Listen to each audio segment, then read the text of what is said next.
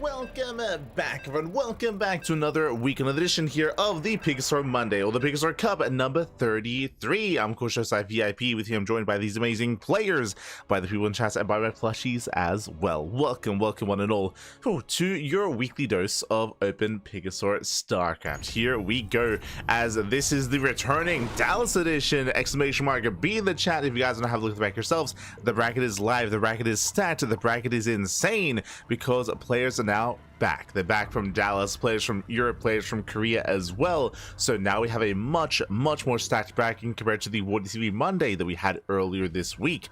Oh boy. So everyone has returned, everyone is back, and now we're here to face off once again as the Open Cups continue. This morning, in the top right corner of Tokamak, we have the Brazilian Terran player, we have the yellow Terran representing Team Little Fairy. It is Inexorable. And spawning in the bottom left-hand corner, we have his opponents. We have the red Protoss player. We have the red Protoss himself from Lima, Peru, representing Bing Bong Exports. It is Mute. And if you're in the chat, predictions are now open. Place your bets on who you think will claim the series. Best of luck in the chat as we jump into our best of 3 TVP. Let's go, baby, let's go. Likewise, as we step into this is going to be the beginning of the end here, in the sense that we have so many cards lined up here. We had to reschedule everything. We had to work everything around what? Everything around EWC, because the Esports World Cup qualifiers, they start tonight. They start later on tonight in less than 12 hours time, so of course we're going to be there to cover every single region, every single one that we can. There's going to be qualifiers for the Asia region, for the Korea region, for the Americas region, and for the European region as well. Now there is going to be some scheduling conflicts when it comes to Asia and Korea, bear that in mind. Likewise, there's also going to be a little bit of scheduling conflicts between the May Mayhem and the European qualifier as well. So as a result, there is going to be a little bit of clashing there, and we're not going to be able to cover everything as much as we would like, but overall we're still going to be live twice a day, every single day, as we typically are, sometimes 3 times a day, because the StarCraft doesn't end. You thought we'd have a break after Dallas? No, really, we just ramp things up even further. We have Star Zagora around the corner, we have Home Story Cup, we have Cheeseadelphia, we have the Brazilian StarCraft 2 circuit. We have so much going on. StarCraft is very intense right now. GSL, of course, GSL Season 2, we're also going to be casting that, of course. So there's just a lot of StarCraft, a lot of content. Be sure to follow. Be sure to follow to be a part of it, because we'll be here. We'll be here, baby. Let's go. Let's go. As we're settling into an economic opener, ranks expand out of Inexorable, going for a later factory. Pappy, have you not heard the memo that everyone's going for 2 base all-ins? Never mind. We do have an economic opener to begin with, at least. We'll see the direction that Inexorable does take us in. Welcome to Tokamak. Tokamak is one of the larger maps in the map pool. Tokamak is much more defendable here on 4 bases, longer rush distance by ground, and we do expect a more longer game as a result. What I will say, stepping into this series, I'm ready. I'm excited for a clash of Latino America. We have the best Protoss in Peru, we have the best Terran player in Brazil, and they're about to face off and clash in this Open Cup. Let us go. Typically, who do I favor coming into this series? Well, Inexorable has been looking like a beast in TVP. I'm referring specifically to his matches in the Brazilian StarCraft 2 circuit. We did cover Inexorable versus Master multiple times over the past couple of months, and Inexorable, his TVP has been improving so much. It actually reminds me a little bit of Clem versus MaxPax, where Clem and MaxPax, their respective Protoss and Terran matchups improved, PvT matchups and TVP matchups improved quite substantially because they played against each other so much. Similarly, I would say with Master and Inexorable, they play against each other so much and so often, and they both improved heavily in skill in regards to that matchup. Coming into this, I do favor Mute when it comes to longer macro games. If we get into the mid game, get into the late game, then I do favor Mute. But when it comes to the early game, when it comes to the early to mid game, that is where I do favor Inexorable. Which is why I actually like the map here for Mute. The map is longer, the map is larger. I say that we do open up with not just 1, 2 tanks. Ooh, tank drop opener here out of Inexorable. He's going to be spotted by Hallucination. Big scat here by Mute. And Mute, can he survive the push? Can he survive the would-be all-in? Because we have rallying across the map. More tanks, more Liberators, rallying everything we can. So far, Mute, he does engage ahead of time. Inexorable coming in. Can he get one of the Stalkers? Oh, can he get on top? He will unload. Will unload. Oh, it's a tank follow. The medevac is started down immediately here, and now we have limited micro. We have limited opportunities. Who is it? Is it me? No, I'm here. Oh, good. The worst time to lag out as the fight does go the way of mute in the end. Just quickly check my OBS. My OBS is fine. My OBS is perfectly fine. But looks like BNet might be struggling for me a little bit here. If I do end up lagging out, checking ping, my ping in game, oh, did spike up. Yeah, it did spike up. If I do end up lagging out, then I will leave the game. I will leave the lobbies. All good. Just checking, but yeah, in game my ping did spike up quite high, so that does not bode well. Does not bode well. Muti does defend. He does shut down the initial push. Behind this, Inexorable is going for his own 3-1-1 follow-up. Third CC is on the way, but he was so dedicated with the first move out, and this is going to be a rough follow-up here for Inexorable. Mute back at home, now happily just chilling, getting a third base. He, of course, would go 3-gate blink, now working towards charge. We do have the Liberator follow-up here into the main base, and it will get some damage on Mute. He is quick to respond, quick to react, and he will be able to defend. Not just defend, attack as well. Stream is fine, no stutter. Yeah, that's what I said. The stream is fine. I did specify that it was BattleNet. As Stalkers, they do bust into the main. Likewise, take down the tank. First tank, second tank goes down. GG, well played, and Muti will claim game number 1. Ooh, GG. Again, I do apologize for the latency in the first game, and hopefully that doesn't affect game number 2. Again, when it comes to game 1, a lot of it came down to that first push, a lot of it came down to that first engage. Did go very poorly for Inexorable, and with that, Mute does claim the first win. But hopefully that doesn't happen again. Hopefully everything's okay.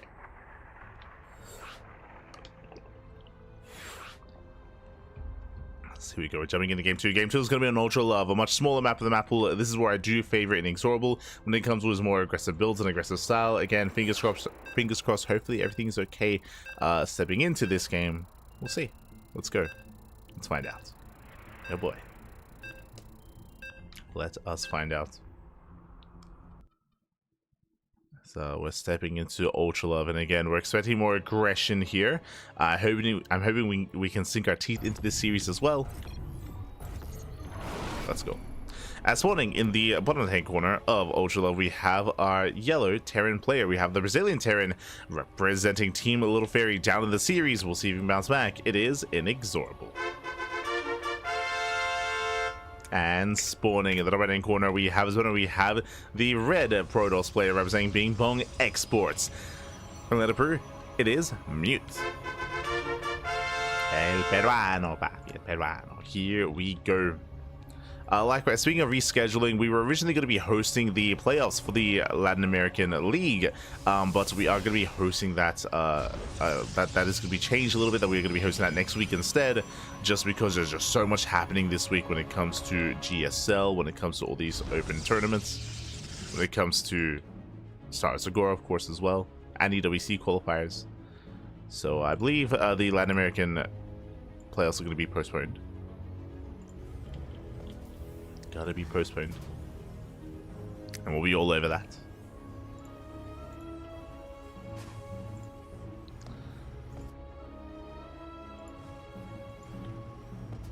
But now, double gas. No surprise here. Double gas opener here out of Inexorable. Again, now we're loading into a much smaller map. Shoulder rush distance by ground. Aggression is favored on Ultra Love, so it makes sense here to double down when it comes to aggression. Double gas, faster factory, delayed CC from here. Faster tech lab on the horizon as well. And we'll see if Inexorable goes for a commitment into Cyclones, into tanks, into Banshees. How does he turn, or how aggressive is he going to be? How hard are we going to commit? Meanwhile, it's going to be on Mute to scout, to recognize what's going on, to react. So the pressure is going to be on Mute, stepping into this.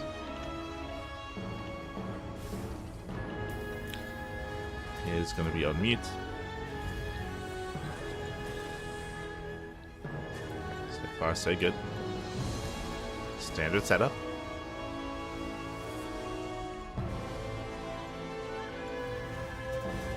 Okay, so we do open up with the initial Reaper Scout. So Reaper across the map into Reactor, factories on the way, into CC on the high ground. Again, delayed CC because of the opener, because of the gases. Reaper does pull away. Ooh. Does take a volley to the face, but will escape. Now, we don't really expect Mute to deviate too much.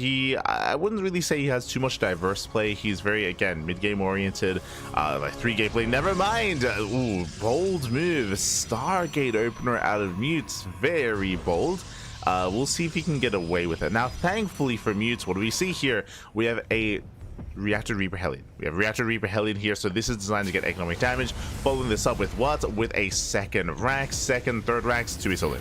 2 base all in here from Inexorable. We are doubling down on extra Raxes. We are delaying the starboard quite heavily. This is going to be a very strong stim timing. So stim timing on the horizon here, and it'll be on Mute to recognize what's going on. Now again, the Stargate openers are vulnerable to these early stim timings, so this is going to be a tough hold for Mute. There are ways to defend though, especially with Oracles. Robo's on the way. So Phoenix into what would be Colossus. Reapers, they do threaten the dive. They do scout to the gateway, but they don't see much else. Has yet to go from the Stargate. Going for the pylon, actually. Okay. Pylon taking a lot of hits, taking a lot of damage, and the pylon does go down. Very nice damage. Does lay gateways, does delay the production. Does supply block Mute.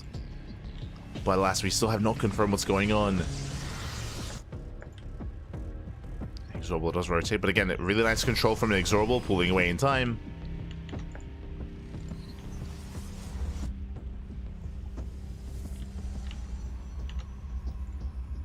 Does pull away.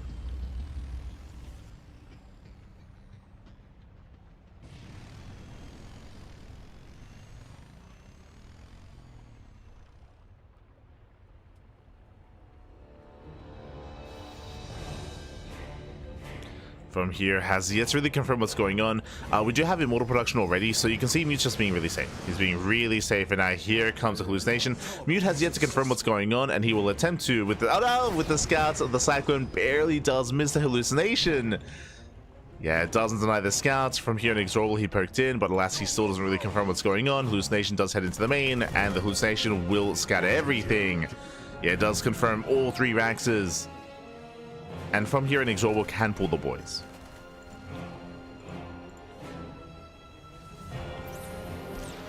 Now, what's important here? Charge. Charge follow-up, not Colossus. Okay.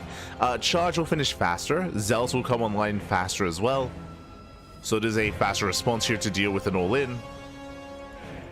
Who do we favor coming into this? A lot of it comes down to the engage.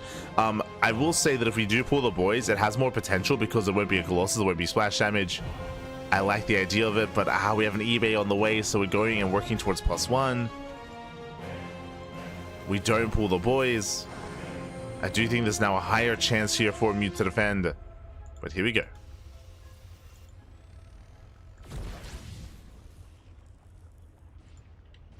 Okay, there's a fake Colossus. Inexorable moving in. And again, Inexorable, he can break this. He can break this. Charge is not done, but Inexorable is taking it slow. He's taking it slow.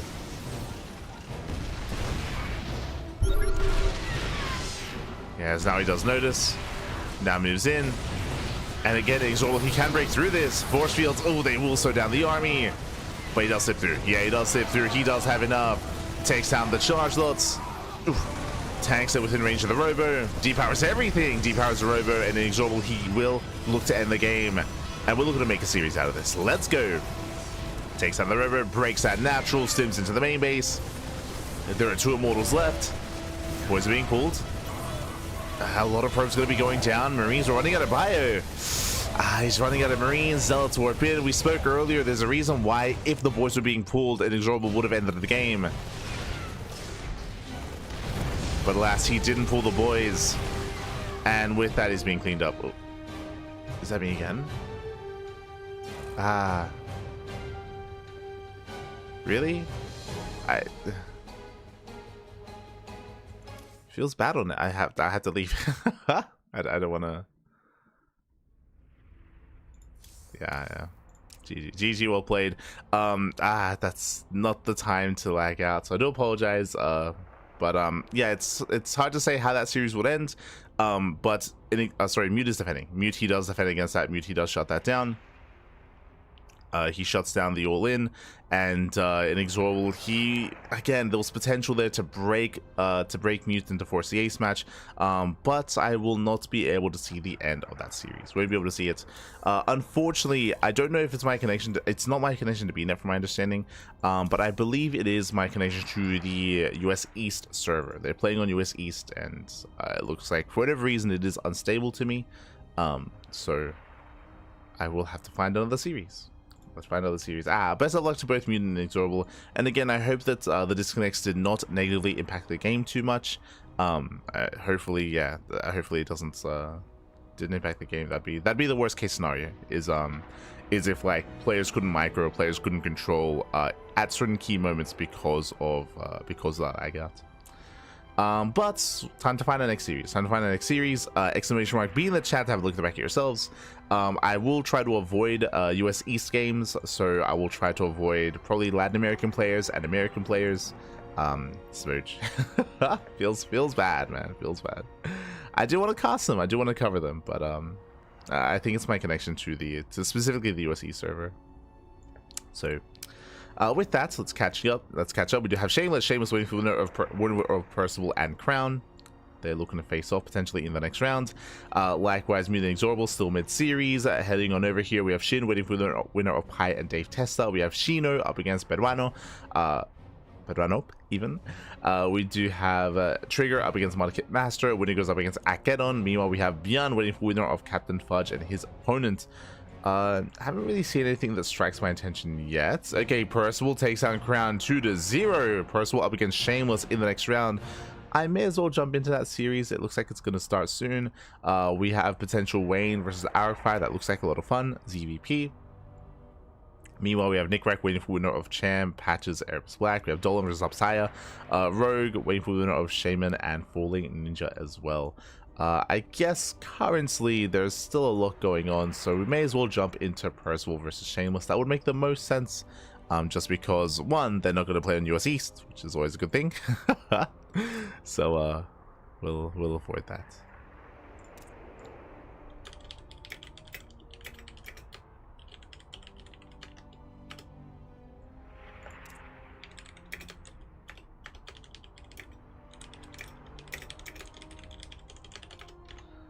So we'll message the players and we'll get that going. It's going to be a round of 16 match. There we go. Shameless and Percival.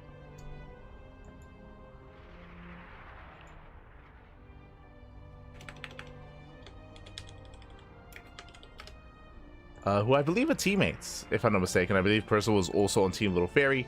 So for now, I guess we're going to be going on a short break. Here.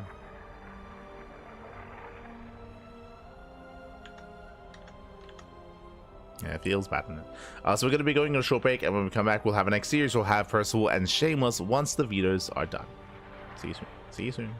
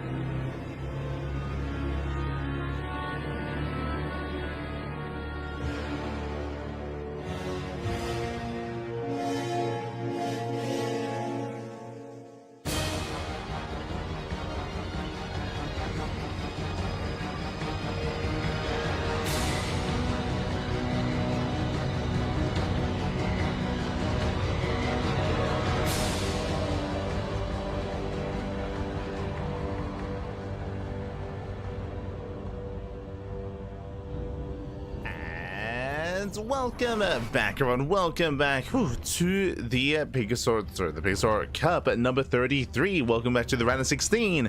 As unfortunately, we did have to leave our previous series mid-series, and I do have confirmation they are tied 1-1. So Inexorable did end up winning that game. They're tied 1-1. Honestly, again, that series could go either way. Like Mute versus Inexorable, that can go either way. That's why I jumped on that series to begin with.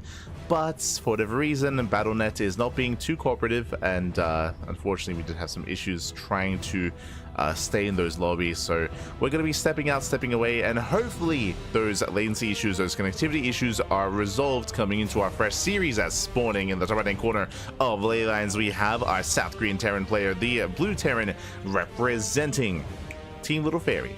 It is Percival. And spawning in the bottom left hand corner, we have the red Protoss player representing Team Little Fairy, as well as their teammates. It is Shameless. And if you're in the chat, predictions are now open. Place your bets on who you think will claim the series. Best of luck in the chat. Now, earlier I did say that Mute versus Inexorable, that could go either way. Stand by that 100%. That's the reason why they're in the ace match. Here, Shameless and Percival, that can also go either way. I would not be surprised if this also goes to the ace match. So even though we weren't able to finish the previous series, I feel like we're quite lucky so far in the two matches that we have found ourselves in. Do think they're probably the best matches that we can hope for currently when it comes to the bracket. Can't get better than Inexorable Mutes and Percival and Shameless. And yeah, we'll see how this does turn out. Now, Percival, he has been peaking. He has been peaking in skill. He's been peaking in his play. And how is he peaking in this matchup? You know it, Bappy. 2 base all-ins. We should be seeing a double gas opener here into a faster factory, into a delayed CC. Similarly to Inexorable in the last series, we do expect to see hyper aggression out of Percival on 2 bases. He's been very successful with 2 base all-ins in TVP, and I would expect that to continue. Meanwhile, Shameless has also been peaking in skill. If you recall, Shameless actually qualified for Star Azagora. He had a big performance and some big plays in the qualifiers, and he did qualify for Star Azagora. Unfortunately, if you remember, he couldn't get his visa in time. Shameless, he could not get his visa in time, so he could not travel, he could not take part. So because that, Shameless, he was replaced by Geralt. Geralt did replace Shameless instead. So Geralt is going to be a part of Star Azagora and Shameless will not. But Shameless is still an amazing player. He's still very good, very strong. He's like 18 years old or 19 years old. He's very young, and again, a bit of a newer face to the scene. He debuted at the start of 2024, so he's been around for over a year at this point and has been looking very good and very powerful. And we'll see how he compares, going for a robo opener. Very safe play here by Shameless. Okay, very safe play out of our Protoss player. Meanwhile, Shameless behind this 1-1-1 Tech Lab on the factory, or actually add-on swap. So Tech Lab from the racks into add-on swap, so a faster Cyclone into another add-on swap. So the racks only used for add-ons here. Both Tech Labs going and rushing into tanks, into Cyclones, into Banshees as well. Now, we just saw a scout. We just had hallucination. Shameless, he does confirm the Tech Labs. He knows. He's now aware, based on the positioning, how fast the Tech Labs are on both buildings. He can now piece together, this is Banshee play. Like, you could argue like, Tech Lab on a rack, sorry, Tech Labs on the starport, it could be Raven, not this fast. Like, if we're rushing into Tech Labs this quickly here into both the factory and the starport, you can predict that as to be Banshee play.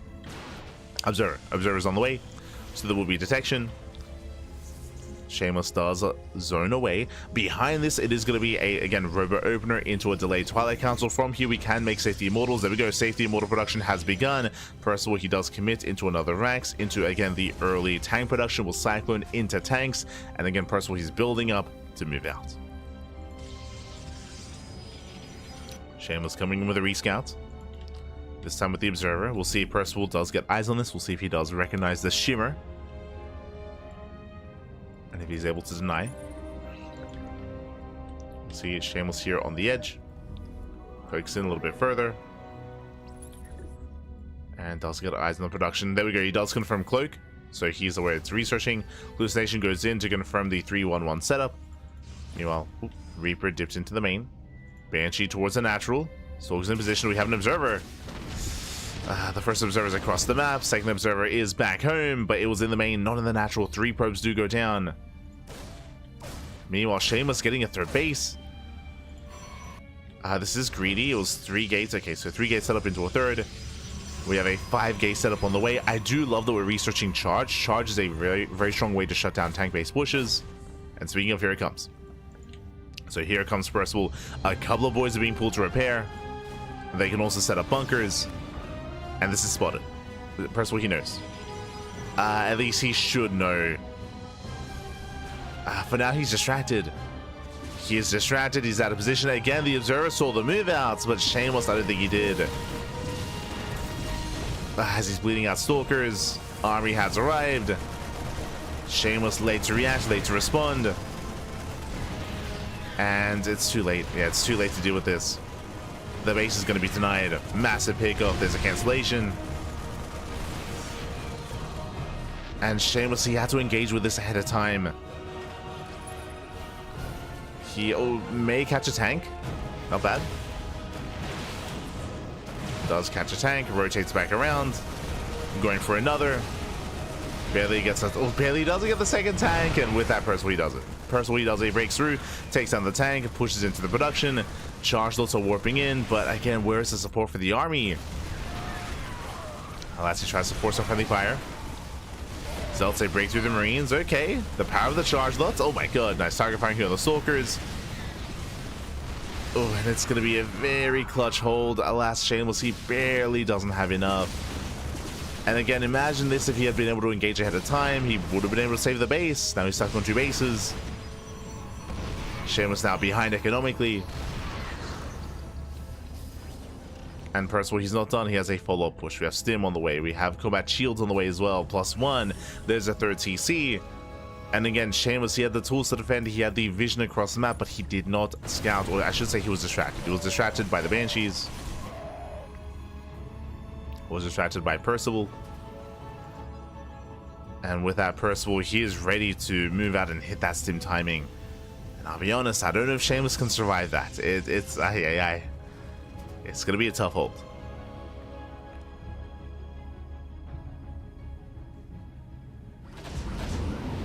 As here comes the move out, here comes the drop. Maybe a triple drop towards the main. Ghost Academy's on the way. Percival, I mean, he's building up towards a longer game state. Now, can Shameless recover in this game? He can. He is behind, and there's a lot that he has to catch up on, but it's possible. It is possible here.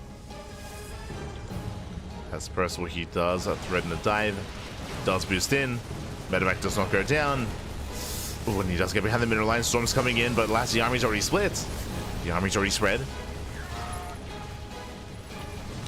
With that, getting 4 probe kills. Takes down the Zealots.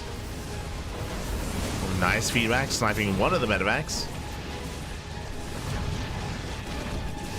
Likewise, Banshees, they hit the natural, and unless it's the first Banshees they were never dealt with, they get more damage. And this is getting out of hand. This is getting out of hand. This is getting out of control.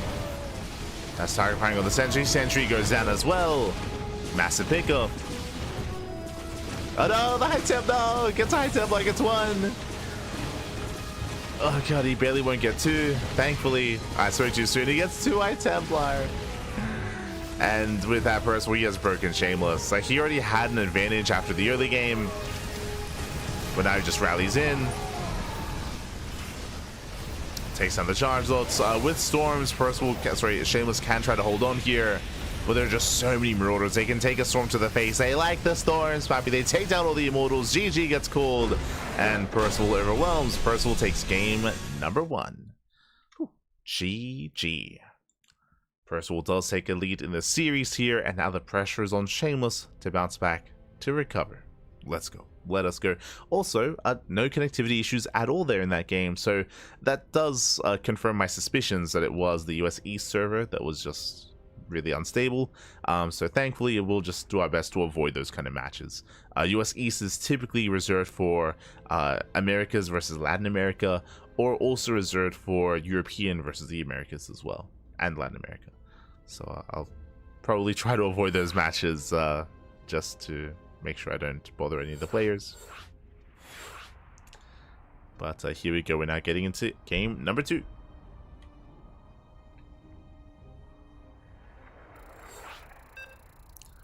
Game 2 is going to be on Tokamak. Let's go.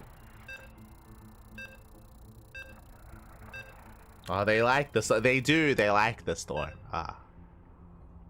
Oh, no.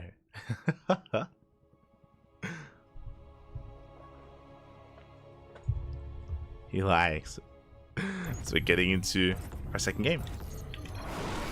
Second game of the series. And this morning in the right-hand corner of Tokamak, we have the blue Terran player. We have the South Korean Terran representing Team Little Fairy. It is Percival. And spawning in the bottom right-hand corner, we have the red Protoss player representing Team Little Fairy as well. Down in the series, we'll see if he can bounce back. We'll see if he can force the ace match. It is Shameless. Here we go. That's that facing off. As a reminder, for some greater context, they're going to be going up against the winner of Clem and Mute. I have confirmation Mute did end up winning the series 2-1 over Inexorable. Again, it went all the way to the ace match, but did barely go the way of Mute in the end. Now up against Clem in a best of 3.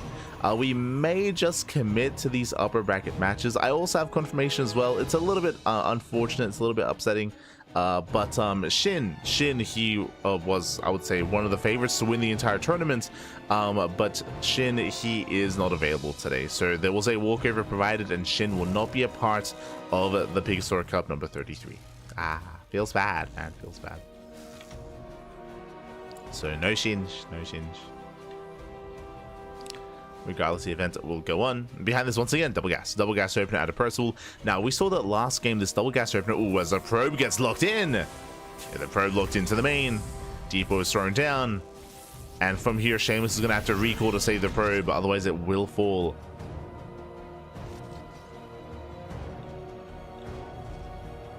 But getting into this, again, double gas opener into a faster factory. Remember, last game, this Rax was only used to make add-ons, to make tech labs. It made a tech lab for the add-on swap into Cyclone into tank production. Then it made a tech lab for the starport for Banshee production as well. But I do not expect the same build. I don't expect the same build 2 games in a row. So from here, there we go. Reaper into a second Reaper. Already mixing it up, already not going for the tech lab. Or not rushing into it, I should say. So Percival, he is mixing it up. Reaper moves out.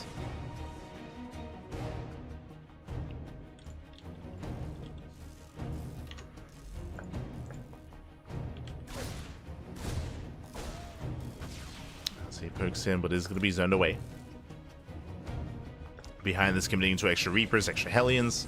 There's going to be a reactor first here on that Rax. So again, not as tech heavy as what we saw previously. Going into a 1-1-1.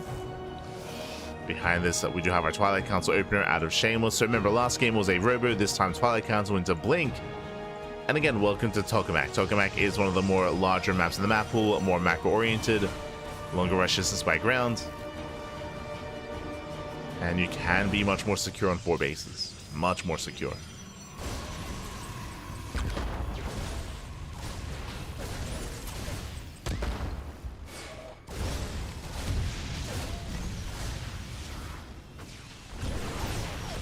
Hellion does get into the middle line. Ooh, 1 volley goes off, 2 probes go down. 2 workers so far. Percival up. Ooh, getting a 3rd probe. Does get a 3rd worker. Getting a 4th probe in the main. Oh god, this is getting out of hand. Now, thankfully, this is not just a single Reaper. This was 2 Reapers and a Hellion, so almost a 1-to-1 trade. So this could have been a lot worse here for Shameless.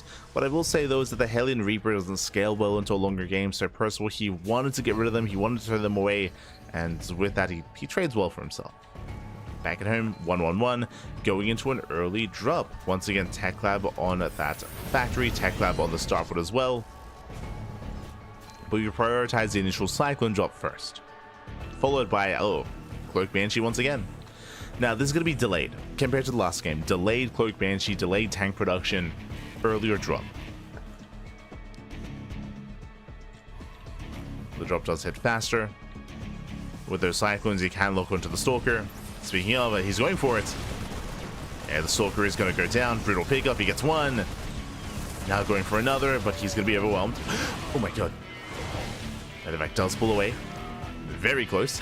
But the Medevac escapes, Cyclone as well. Nice trade here. Does throw away some marines for a stalker, minerals for gas. Not the worst trade. And again, all roads lead to Rome. We're still headed towards Cloak Banshee and tanks. Percival is building up. Observer moves out. And hopefully the Observer will confirm, and hopefully Shameless will be in position this time. No! As the Observer gets sniped. I was a little bit concerned about the Cyclone, but Percival, he did notice. Which means Shameless, he will see nothing across the map. He has no idea what's going on. Now, thankfully, he does have another Observer, I believe. But the problem is that now, Shameless, he would be tempted to move out with this Observer. To replace the one they just lost. Okay. He's going to be scouting with the Adept. Does scout with the Adept. He's denied the scouts. He does see tank production. That's all he sees. We have our 2 Banshees on the right-hand side. Now, you can see here that Shameless, he is relying on the Adept. He's aware that he is vulnerable to Cloak Banshee, so he keeps the Adept across the map, and he keeps the second Observer back home. So he will have detection. As the Adept is going to go down, so Shameless, he is going to be playing blind. Does shade away. Ooh, didn't actually. Adept did fall. Banshees, they hit the natural. Army somewhat in position. Stalkers, they dribbling into the main. They're keeping up. He gets 1 Banshee. He gets both Banshees. But again, this is for 9 workers. 9 probes go down. Ay, ay, ay. Brutal damage. And Percival getting ready for his move out. What do we have to work with? Stim is still on the way. Third TC. Not going all in. Not going all in. Not here. Not on Tokamak. Cyclone gets caught. Rallying into the natural. Main army moves out.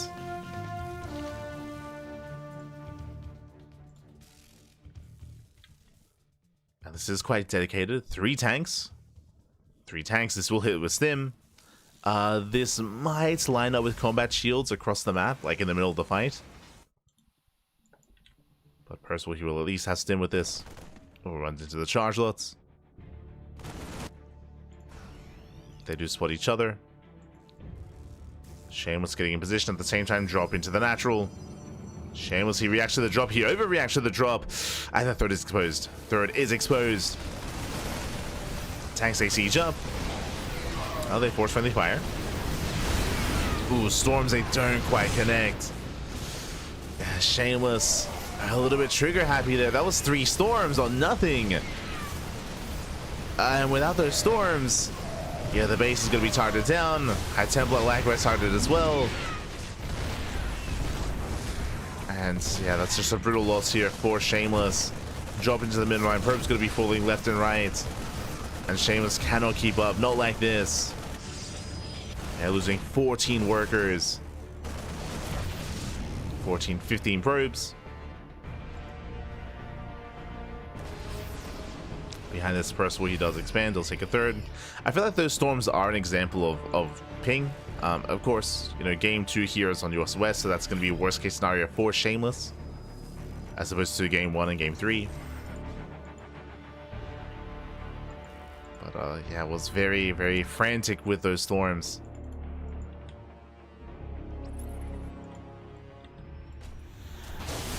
A better storm towards the end. Oh my god, okay.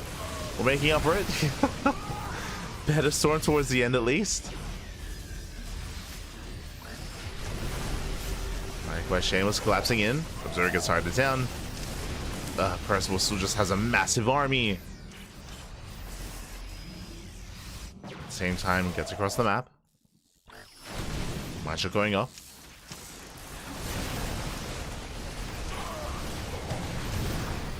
Percival does kite back, deals with the Zealots. Once again, nice storm here on the army.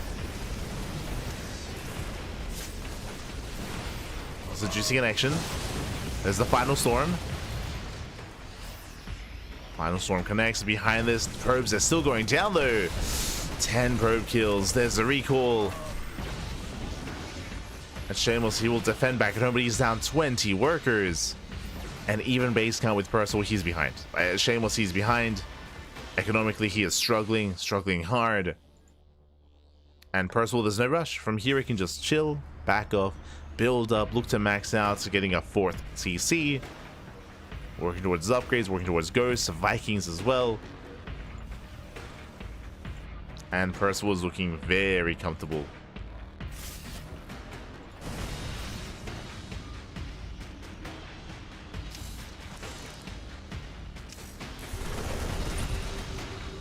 From here he moves out.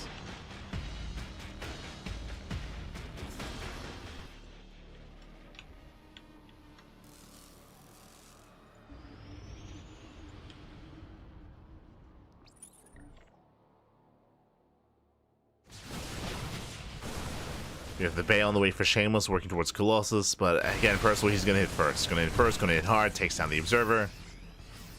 Now there are storms, and Shameless, he's heavily relying on these storms to buy time. Speaking of, once again, nice storm. Percival, he just runs through it. But I mean, that's what Marauders are built for. They're built to tank the storm.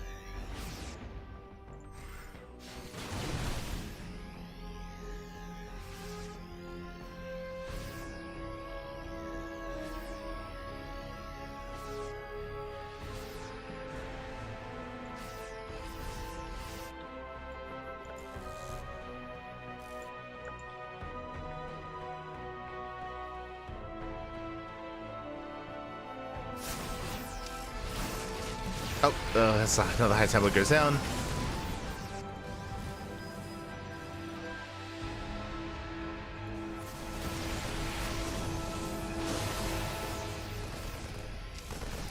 That's moving in. We'll take some storms. That's the final storm. And now just a Gateway Army. And the army just isn't there. The numbers aren't there. And Geovacharge does have one final storm remaining. Percival pushing towards left-hand side as well. There is a Colossus. There was a Colossus.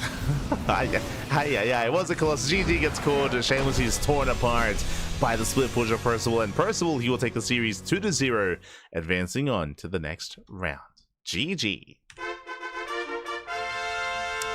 GG, well played, Percival. He will claim the series, will advance on. Again, a very strong showing here from Percival. Shameless had unfortunately just a really hard time keeping up with some of the movements of Percival. For example, game 1, Shameless had all the information he needed, but he was distracted by the Cloak Banshees, so he just wasn't ready at the third base.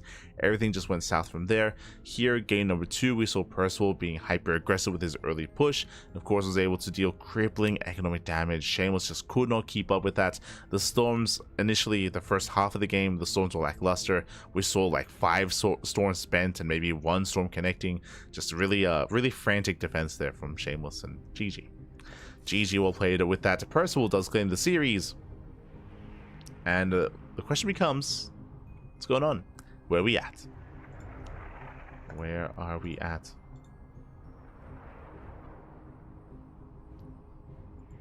As we do have... Okay, there we go.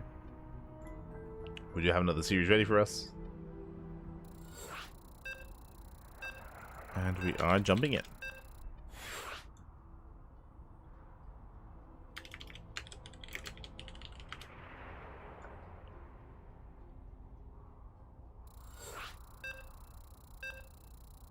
This... So we may as well just commit to this portion of the brackets. Usually we try to cover some of the other players, but may as well commit here.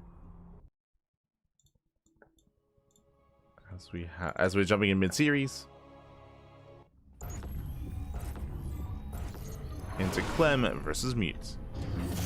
Oh my god.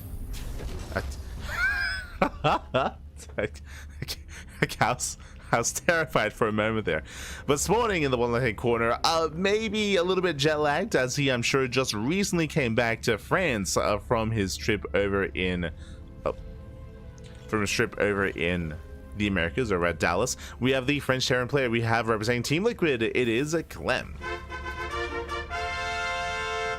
Leading the series 1-0, and spawning in the top right-hand corner, we have the red Protoss player representing Bing Bong Exports. It is a Mute.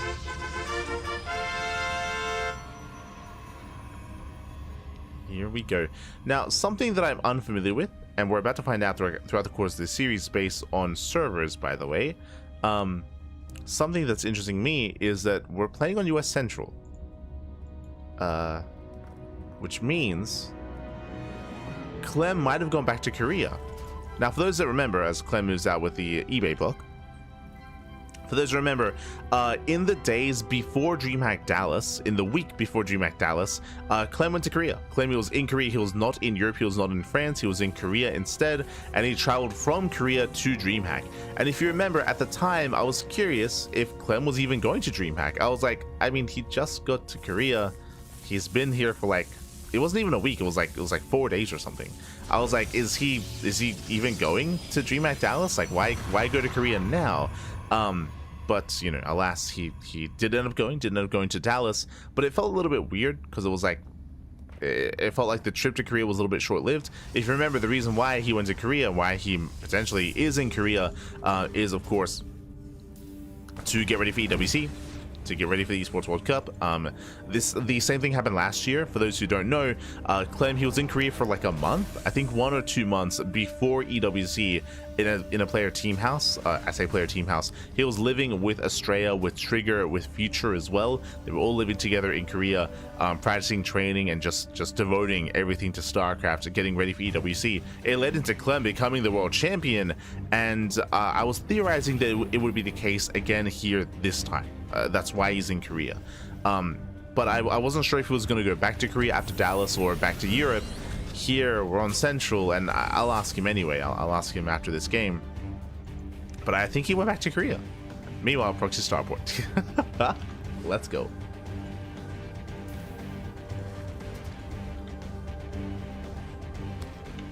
Let us go.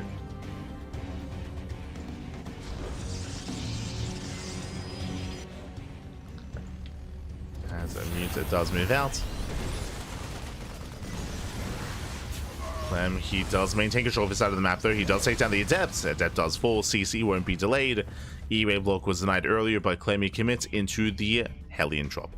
So proxy star put into Hellion drop. Hellions are on the way from the side of Clem. Here comes that medevac. The goal here is to drop into the main. Oh boy. Goal is to drop in. We'll see if we can. Let's see if papi, ya. Poder peruanos, papi. Sí, sí. Mutes powered by Inca Cola. Powered by Inca. Let's go.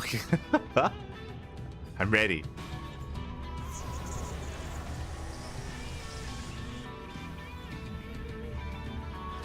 It's gonna spit out some fat Quechua beats. Oh no.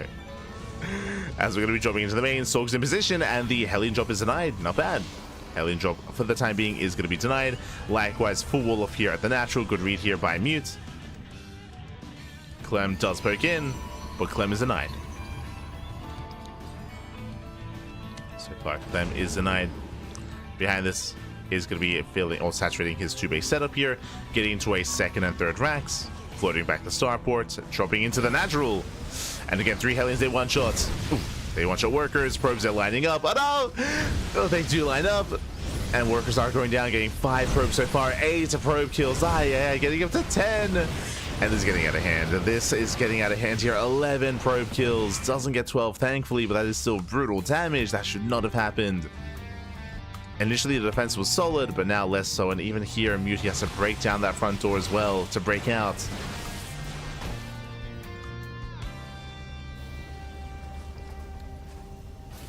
Clem does start things off with a solid start.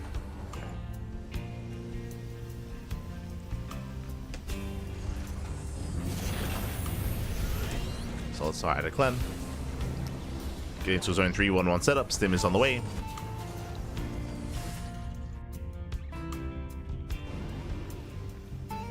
Getting into Stim.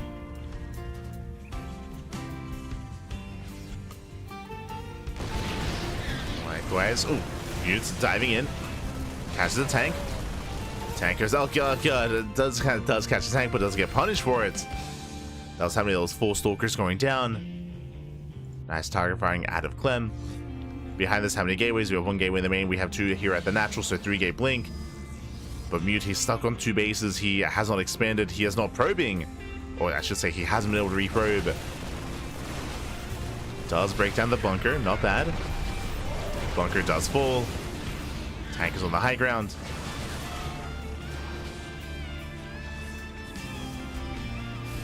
And ByuN, at this point, he's all in. At this point, he's all in. He has to end it here and now. There is no expansion. There is no third. Rotating into the main. Clem is keeping up.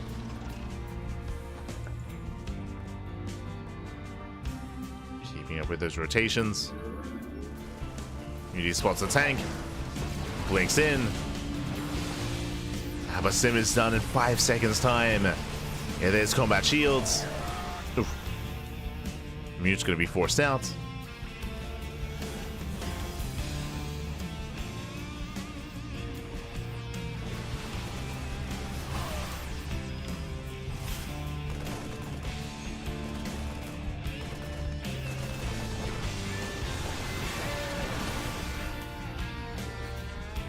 And we just pulled we just pulled the boys.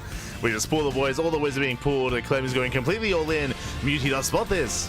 Does spot this. We'll chase him down.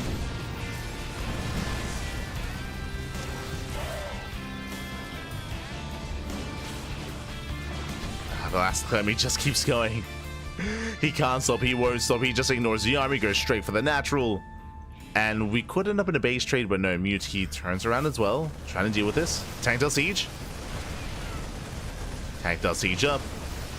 Army's in position. Does go for the dive, snipes the tank. Nicely done. ByuN does take down the tank, but alas, Clem, he comes in from behind. Does almost get the surround.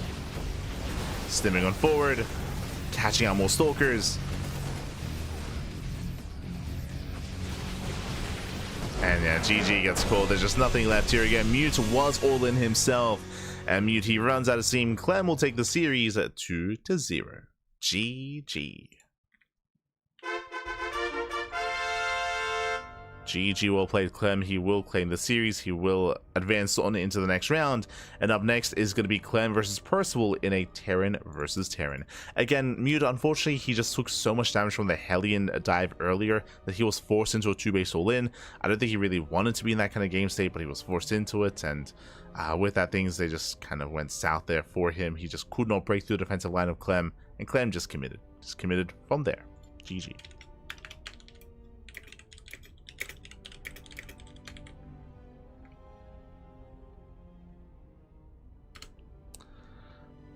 GG, well played.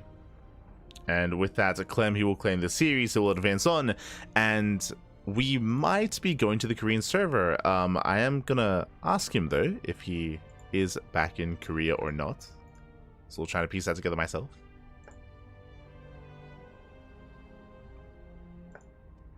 Trying to figure that out. Otherwise, we might go back to the Korean server.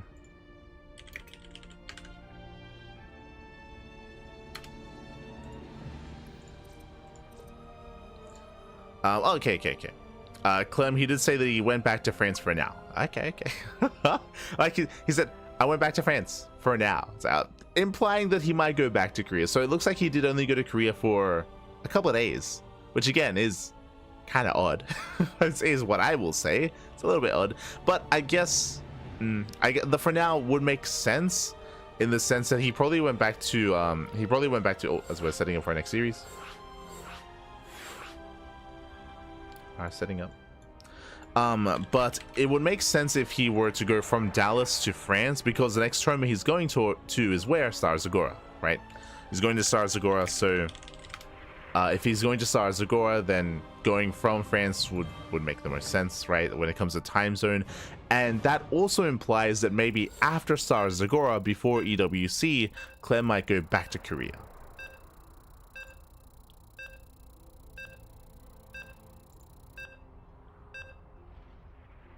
Live. Yes. Here we go. We're jumping into our fresh series, into our next best of 3. So it sounds like his plan is to, of course, to stay in France until Star Zagora. Then after that, might be going back to Korea. But for now, here we go. We're jumping into our next series and spawning in the bottom left-hand corner of ley lines. We have our French Protoss player. We have our blue Protoss. It is Clem for Team Liquid. And spawning in the top right-hand corner, we have the red Terran player. We have the South Korean Terran representing Team Little Fairy. It is Percival. And if you're in the chat, predictions are open. Place your bets on who you think will claim the series. Best of luck in the chat, as it is Gamba time. Let's go.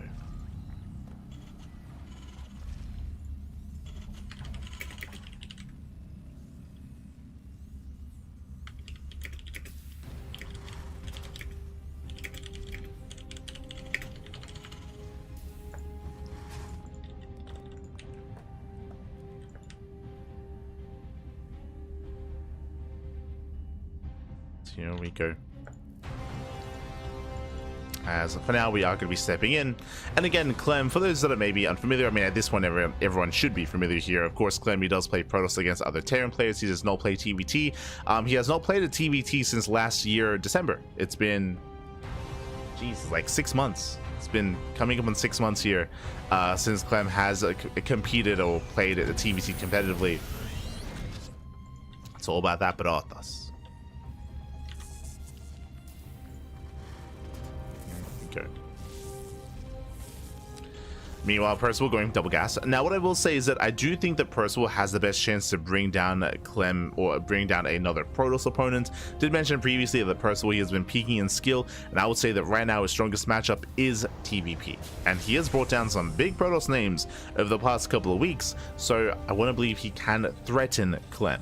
And we'll see how much he can threaten him. For now, is building up. We do have, interesting, the faster tech lab on the racks. We saw this previously, so tech lab on the racks into, I would imagine, add-on swap into early Cyclone, into another tech lab, into Cloak Banshee. I'm getting ahead of myself. Yep, there we go. There's the add-on swap, and again, we should be seeing another tech lab. If that is the case, then we already saw this build in game 1 against Shameless. Show us the second tech lab. Meanwhile, Twilight Council opener out of Clem, going into Blink. Meanwhile, the Rax does reposition. There's a starport, and we're waiting for that add-on.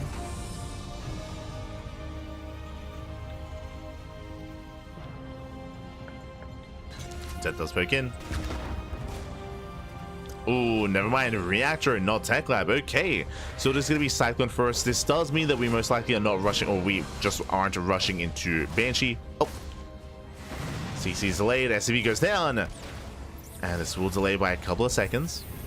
Nice catch here from Clem, very nice. Behind this, oh, actually, no, never mind. We're still going for the no, not the setup that I was assuming, but yes, we are still add-on swapping. Tech Lab is still going for the starport, going for the Banshees, just in a bit of a different way.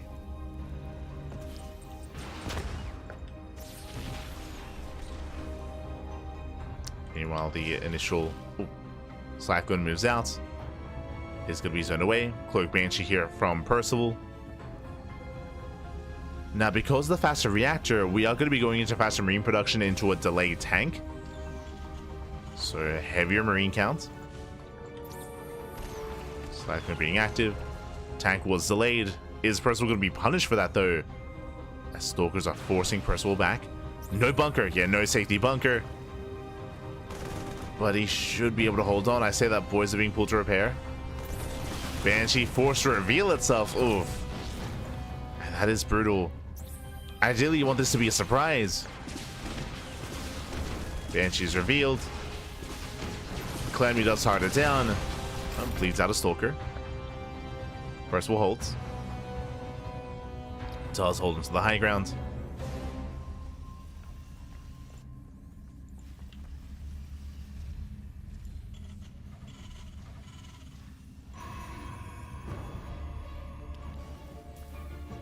Percival pulls away.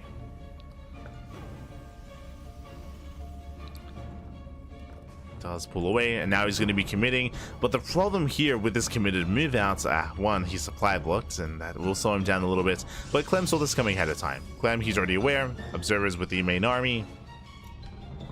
He's ready for the cloak.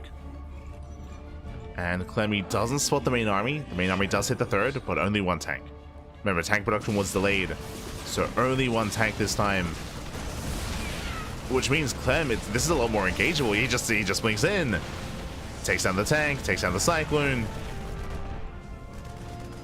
From here, it does pull away. Ooh. Picks away at the Marines, and he saves the third. Unlike Shameless, we do see that Clem does save the third base, but again, this move out, it just had less weight behind it. There were less tanks, there was less fire, less of an army.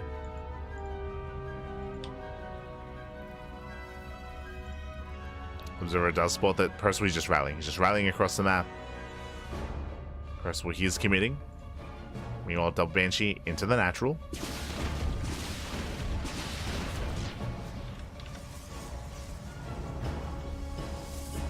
Tells you the natural not going into the main.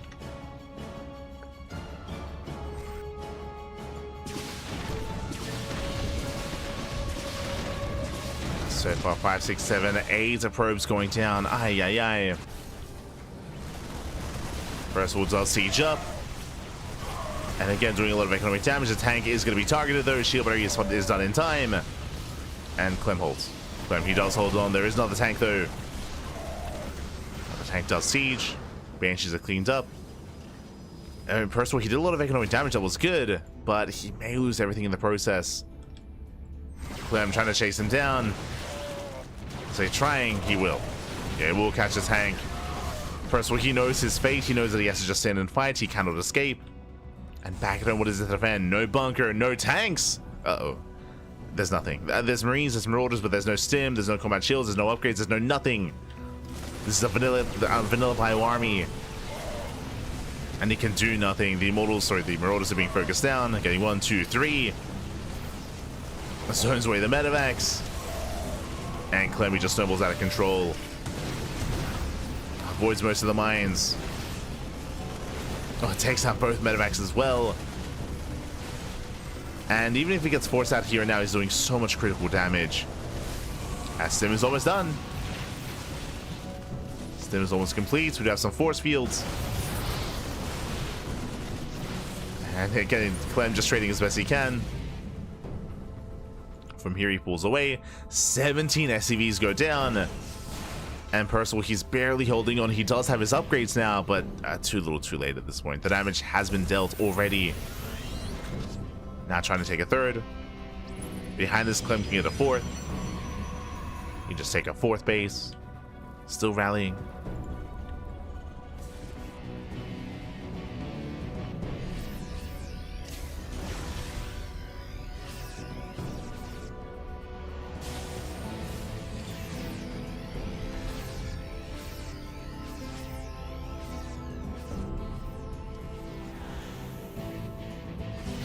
You see Percival trying to break out. He does have a decent amount of Widow Mines. He can take a fight. Oh. Oh, good. Smart shots are going up. Likewise, connecting with the main zealots as well. Decent engage here by Percival, but at the same time, a massive warping into the main. Clem, he just ignores the main army. GG gets called, and Clem, he takes game number 1. Whew. GG. Clem, he does take a lead in the series. Again, Percival, unfortunately, early on, he was forced to reveal his hands, so the Cloak Banshees, I mean, they were revealed early on. The push was also scattered early on as well. Clem, he had a very strong defense. What I will say is that the Banshees, they still did a decent amount of damage. They were able to get 8 probe kills in between the bases, which was very nice, but still not quite enough.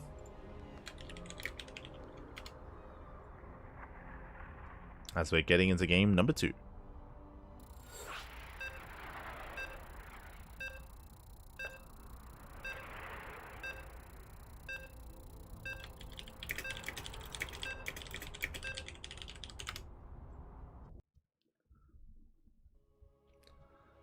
Here we go. So we're getting into our next game, into game 2. So someone asking, did Clem qualify for the GSL season 2? For GSL season 2, Clem was in Korea. Clem didn't play in the qualifiers. So he won't be a part of GSL. But here we go. We're getting into our next game, and spawning in the top right hand corner of Ultra Love, we have the blue Protoss player, we have the French Protoss representing Team Liquid. It is Clem. And spawning in the bottom left-hand corner, we have the South Korean Terran player, the Red Terran representing Team Little Fairy. It is Percival. Here we go. So jumping into game 2 again, and Clem is leading the series 1-0. And again, he was able to, because of Clem's aggression, he was able to scout across the map, able to confirm the build of choice of Percival. This time, double gas opener out of our Terran player. We'll see how hard we commit this time. Last game, sure, it was a cheeky build going into Cloak Banshee, going into the early tank push as well, but everything got scouted. We'll see if Percival can keep this hidden this time.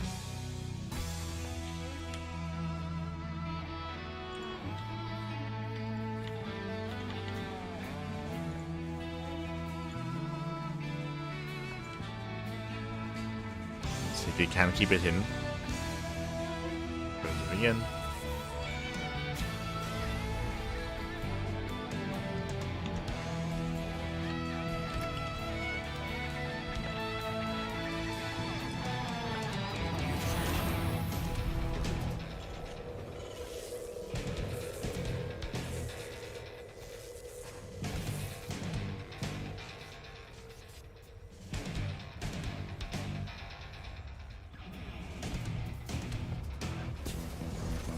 From here, with the double gas opener, we can go into our 1-1-1. We should be going for a CC before the starport, though. You can go into a one-base all in here, but there we go. CC is going to be on the way. So Percival, he will expand. Again, it's going to be a delayed expansion. And we'll keep an eye on the add-ons here. Last game, we did have the early tech lab. But we have seen Percival mix it up and go into Reaper Hellion. Yep, there it is. So Reaper Hellion is on the way. If you recall, we saw this game 2 against Shameless. So 2 Reapers, 1 Hellion, into delayed add-ons. Perp Scout is denied.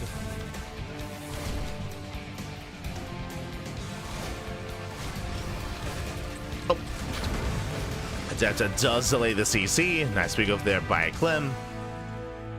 And even does escape with the Adept. So delays the CC, does pull away in time. Blackbear's engaging with the Hellion, getting some permanent damage. Nicely done. That's what's seeing Clem. He engages, takes down the first Reaper, takes down the Hellion, takes down the second Reaper as well.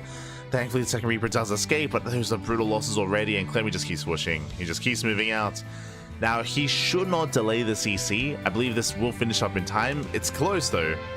It's very close. Oh, no. It's no. Can he finish it?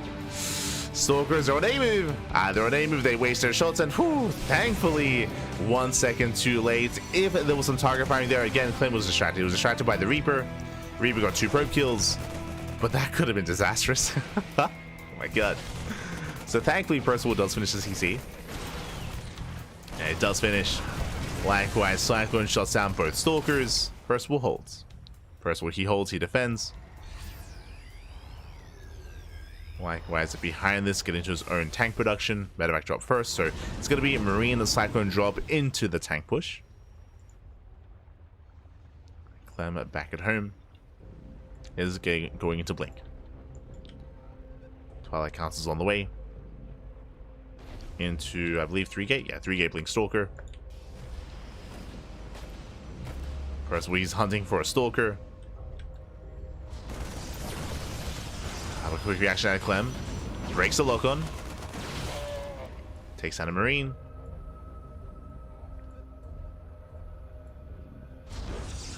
As the third base is being taken.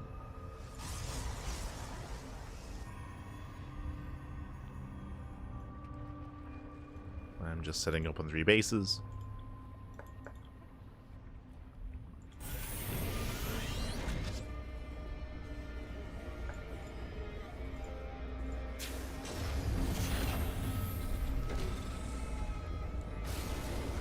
And from here, I was going to say we can set up a no-lane, but last we just blink into the main. Bold dive there out of Clem. It was worth it. Takes down the Medevac and takes down the Cyclone. Has to respect the tank. But very nice pickups nonetheless. Bunker is not done. There's tank in position. Oh. There is that tank. Percival going for some Raven harass. At the same time, Clem does reinforce. The bunker should finish. It's still not quite done though. And it's not going to be. Dives on the tank. Tank goes down. Second tank has arrived. A little bit late to siege. And he's just going for it. So yeah, once again, the second tank is going to be targeted. Massive pickup. Clem looking to snowball from here. Takes down 8 SCVs. 8-9 workers. Without any tanks, Percival cannot hold. He cannot hold on. There's no tanks to defend. More boys being pulled. More boys going down. There's another tank, but Clem, he sees it. He wants it. And he dives. He dives for the third time. GG, and Clem, he will take the series at 2-1 or 2-0, advancing on to the quarterfinals. GG. GG, well played. Clem, he will claim the series 2-0. He will advance on. Again, Percival just had a really rough time early on, maintaining his own army, maintaining his defenses back at home. Clem was so quick to punish the tanks, so quick to punish the bases. Very, very impressive, very decisive moves there out of Clem. GG. GG well played, very decisive with that. Clem does advance on. Meanwhile, a big shout to King TQD in the chat. Thank you so much. Thank you so much to the gifted sub to Little Funny Boo Boo. Thank you. Thank you so much for the gifted sub to the community. Always appreciate it. Always do appreciate it. Thank you so much for the support. Do appreciate it. As alas, Percival does always knocked out. Clem does advance on, and we have to figure out where we are, where we're headed, what has been going on the bracket, and who is remaining in the tournament. Here we go. We have a lot of updates. Let us try to filter this down a little bit. As looks like we have our top 8. Okay, oh my god. We have our semis already. Jesus. Really fast matches, really fast series here. Okay, from the top, Clem takes down Percival. He makes it to the semifinals. Trigger takes down Akedon. Trigger takes down Shino, and we have Trigger up against Clem in the semifinals. That is going to be our next series. That's going to be up next here on the channel. Scrolling down, we have ByuN. ByuN takes down Rebellion 2-0. ByuN waiting for the winner of Wayne and Arrowfire. I believe that is being covered by Steadfast. I believe Steadfast is mid-series in that ZVP between Wayne and Arrowfire. We have Rogue up against Cham in a ZVZ. Rogue takes down Dolan 2-0. Cham takes down Nickrak 2-0. And the ZVZ is upon us. Lobby is available, but again, we are focusing on the upper bracket match. We're focusing on the Team House show match between Clem and Trigger. Oh boy, let's go. Let us go. Clem and Trigger. They are of course good friends. They're good friends. And they are facing off against each other here in this best of 3. The TVPs continue. Jesus. Nothing but Terran versus Protoss today. There are Zerg players, definitely. There are Zerg players at the bottom of the bracket, of course. And we'll get to the Zerg. We'll get to Wayne, to Rogue, to Cham. We'll get there eventually. For now, though, we're covering the semis. And we might be able to, depending on how quick or how short the series is, we might be able to cover both semifinals. That would be the ideal.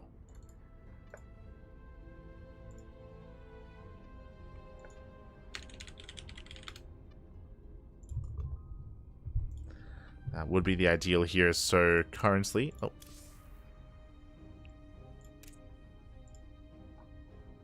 Vito's underway.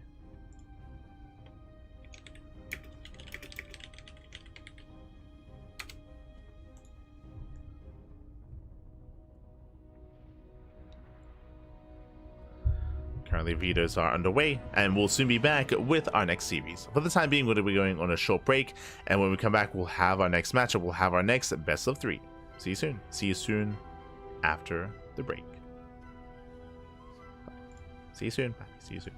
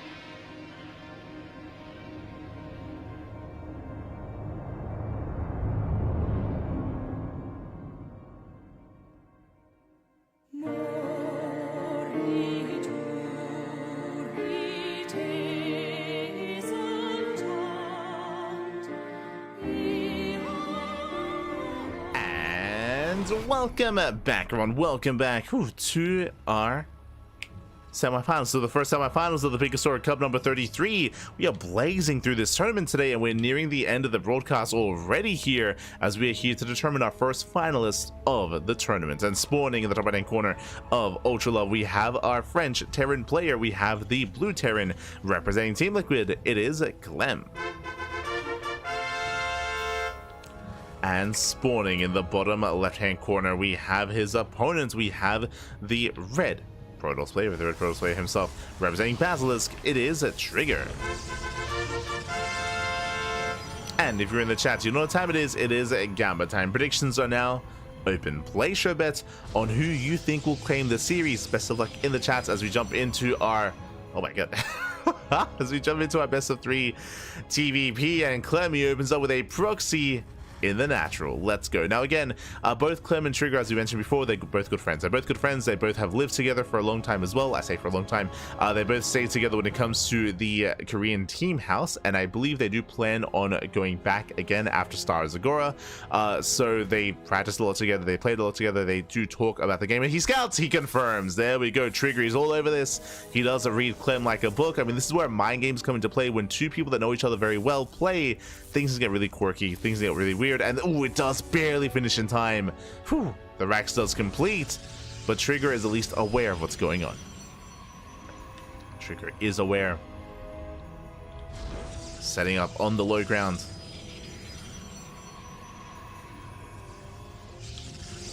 Does set up.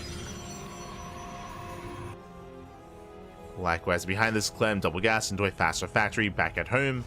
Now, because the SCV was forced back, there's no bunker. Typically, ideally, the SCV is here alongside this, has plenty of HP, and you can start a bunker. That is not the case. That is not the case here. The SCV is going to be forced all the way back home. SCV does race back, which means there's no bunker support. So far, nice control. Trigger does pull away the weakened probe. Does pull away, dancing with the Reaper. Stalker does pop, and Trigger, he doesn't lose a single probe. Very nice defense out of Trigger. He shuts it down. We do have a second Reaper on the way.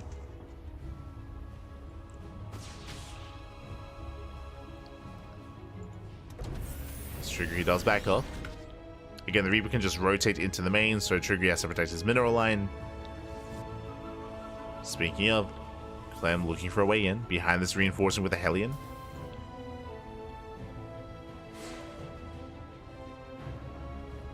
Does look to reinforce. Hellion's on the way.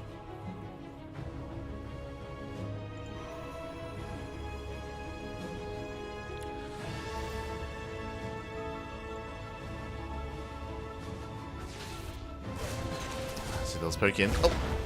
Likewise, nice control there by Trigger. He avoids the grenade. Does avoid the KDA charge. Shield batteries in the production as well. And Trigger holds. Trigger, so far, he hasn't lost any probes. There are no losses here out of Trigger, but oh, he's also on the high ground. Nice positioning. Zones Clem away. So far, Trigger, he keeps up. He shuts down the aggression of Clem. Behind this, Clem going for his second Rax. Going for his third Rax.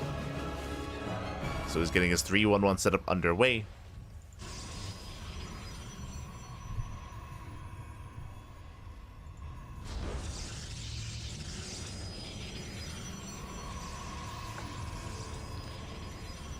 And we might end up embracing a longer and later game. I do favor Trigger when it comes to the late game. Like Trigger, that's where he thrives. We've seen Trigger take it to players like Maru in the past. But I don't know if we can get there, is the problem. Like, we've seen a lot of aggression in TVP as of late. A lot of 2-base all-ins. We're not there yet, but we're building up. Wouldn't mind dropping to the mineral line. Trigger does pull away in time. Still lost mine time, though. There's still damage. That does retarget. Ooh, 3 probes. Yeah, came back too soon. Does clip the mineral line. 4 probes going down for 2 Widow Mines. Nice damage here by Clem. And Clem even saves one of the Widow Mines as well. Ay, ay, ay. So nice start for the Terran. Behind this, we have a Liberator production underway. Tanks are amassing. And we're waiting for a couple of things here. A couple of signs. Waiting for another Rax. No Tech Lab, though. Interesting. Okay, Tech Lab is now on the way. Was delayed in favor of the Liberator. Clem jumping into the natural.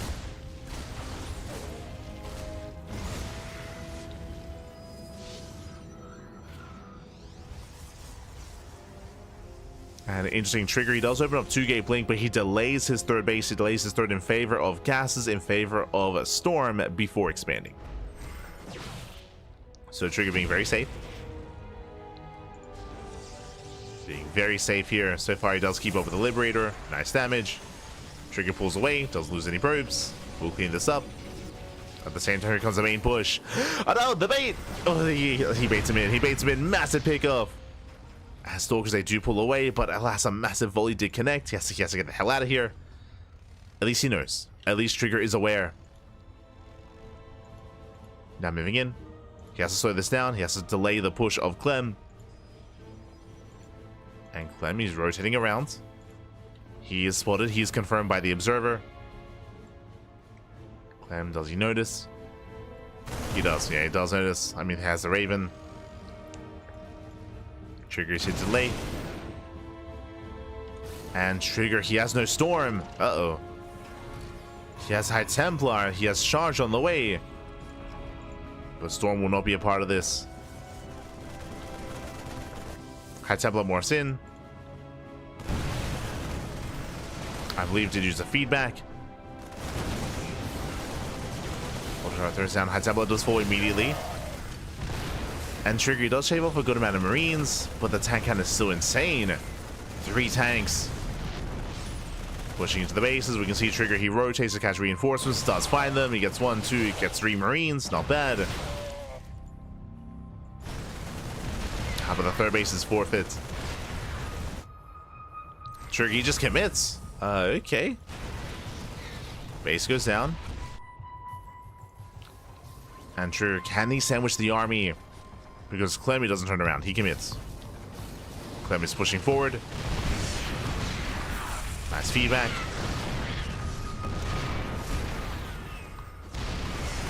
Ooh, brutal tank shots though. Yeah, Stalkers are going down. But Trigger will clean this up. Does lose, what, 4 Stalkers in the process. Yeah, 4 Stalkers, 3 Zealots. Cleans up the army. And the problem here, yes, Trigger does clean this up. Trigger does trade efficiently towards the end, but he lost 4 Stalkers and he lost the base, more importantly. He lost the expansion. As Trigger moves out, Clem moves in. And Trigger doesn't spot this. He's not aware.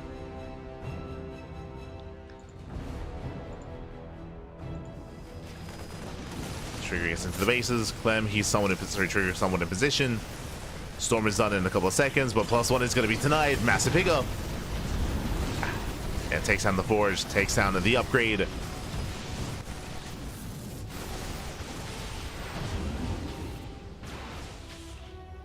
Likewise, takes down the medevac. Nice feedback. Nice defense here by Trigger.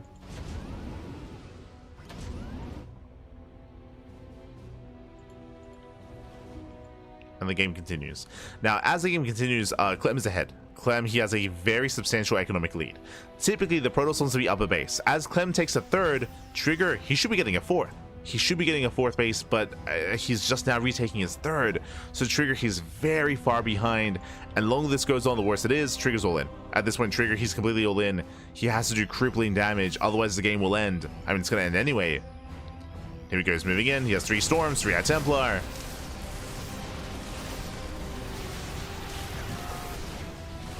Trigger does push forward. Nice kiting here by Clem. EMP is available. Takes down the Observer. Nice Storm. Zones away. Storm does zone. Another Storm with a Bio. Most of the Marines go down. Trigger, he has to keep going. The Prism is exposed. The Storms do connect though. Brutal Storms on the army. Another Storm coming in. Trigger, he takes the fight. Nicely done. And he has to keep going. Like Trigger, he's got to keep going. Don't stop. At the same time, drop into the main. Oh, forced to recall. Recalls a couple of units. Another nice Storm. Recall Stalkers over. Trigger gets 16 SCV kills. He has to keep going. Oh, takes some brutal white shot to the face. EMP on the High Templar. No Storms left. If he had another Storm, then maybe he could break this. But no more Storms remaining. Trigger is down to 28 probes. Again, he's down to barely an economy. Down to 1.5 bases. Ay, ay, ay. And Trigger, he turns around. turns around. Oh god, oh god. And he will clean this up. Another mine shot going off. And again, the damage was good by Trigger if only he wasn't all in. If only he had an economy. Reality is he's still down in workers. The CC was saved. Oh, Prism goes down. And Trigger doesn't really have much left. Doesn't have much left over. Snipes on the High Templar. More High Templar go down. 0 storms. With a couple of storms, he could have maybe taken a fight. There we go. We have the 1 storm.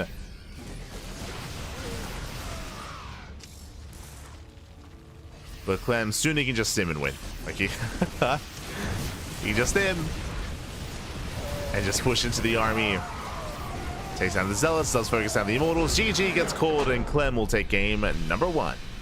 GG. Whew. GG, well played.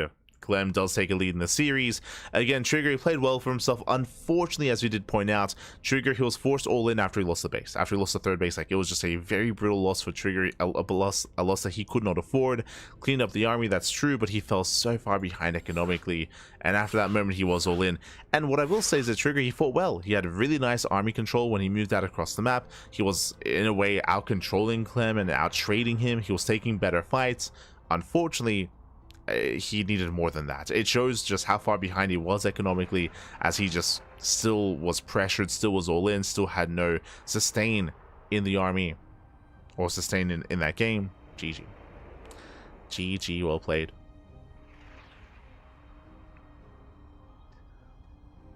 So with that, we're getting into game number 2. Let's go. Getting into game 2.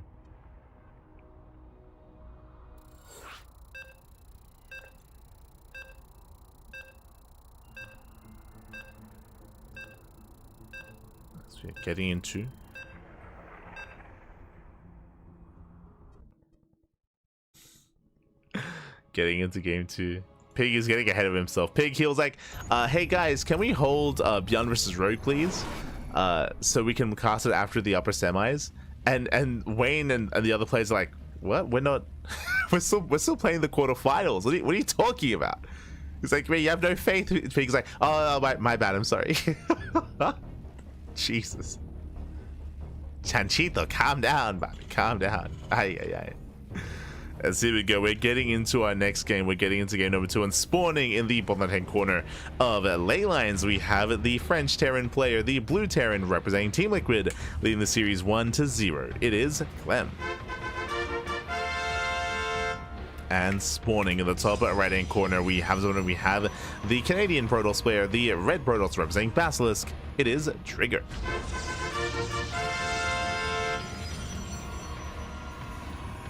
Go.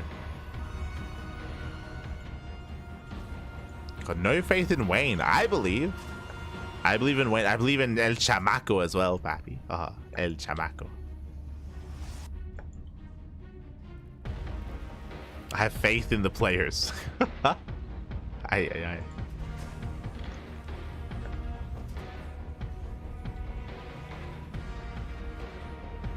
Here we go.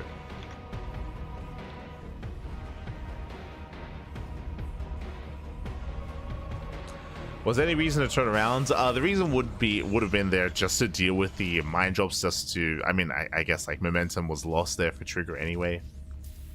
As we mentioned, like if he didn't get EMP'd when he was pushing into the natural, I think he could have maybe even broken the natural. Like that was just a brutal EMP that did connect.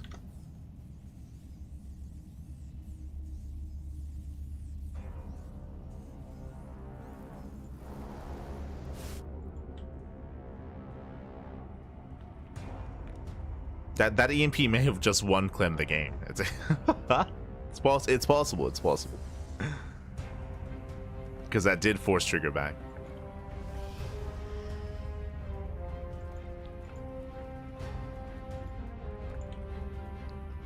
As from here, we're settling in. From here, we do have our initial setup here. Double gas opener, ranks into factory into a delayed CC, so a much more aggressive build this time from Clem. I mean, I say much more aggressive. Technically, Clem did proxy last game, so I don't I don't know if you can get more aggressive than that. It was a proxy in the natural trigger. But aggression nonetheless out of our Terran player. Win this 1-1-1, going for the Widowmine initially. Interesting, so no tech lab. Okay. So we have Widowmine first alongside a reactor on for Clem. So with this we can build up towards an early Marine Widowmine drop. Following this should be our set of tech labs. Reaper is going to be shut down.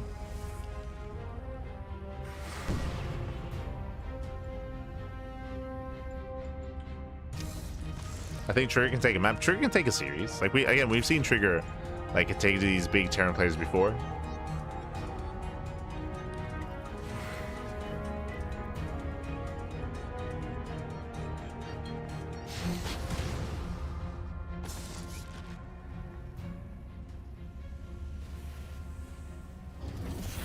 Trigger, he's the NA Max Packs. If Max Packs isn't here, I mean, we got the next best thing, if not the best thing. We got Trigger. True. True. I just realized Max Packs isn't here today, and we know he's awake. we know that Max Packs is awake right now. There's no shot he's sleeping. It's too early.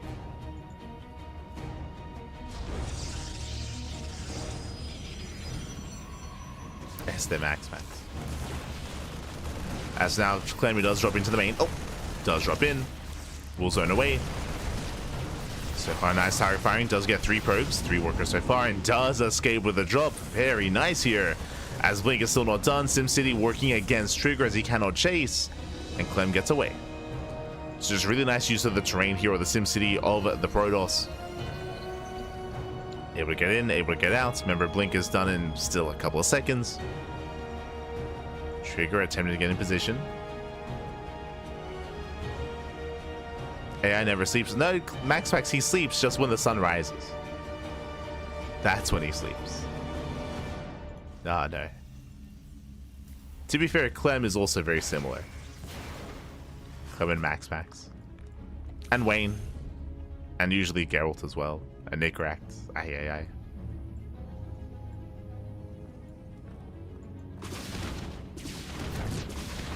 As the Banshee does hit the main. Okay, 1, 2, 3 pro kills so far. Getting to 4. Alas, the Observer is still on the way. And again, the follow-up is brutal. At the same time, Trigger, he commits across the map. Now, what do we have to defend? There's a tank in the main. 1 tank in the main. Tank in the natural is not set up yet. And Trigger, at this point, he's going to have to send it. Ah, but it's too late. The tank sieges. Yeah, the tank is sieged. Clem, he's ready. He's ready back at home. The tanks are in position. Likewise, drop back into the main. Gets 7 probe kills. Depowers the gateway. And Trigger, at this point, he has to get some damage done. He's more than this. No. No Observer. No detection. Yeah, the Cloak Banshees do shut him down. Unfortunately, just 1 Observer. It's back at home. So Banshees, they attack, they defend. And the Trigger, he has no presence here. He has no presence across the map. Does not quite find a Banshee.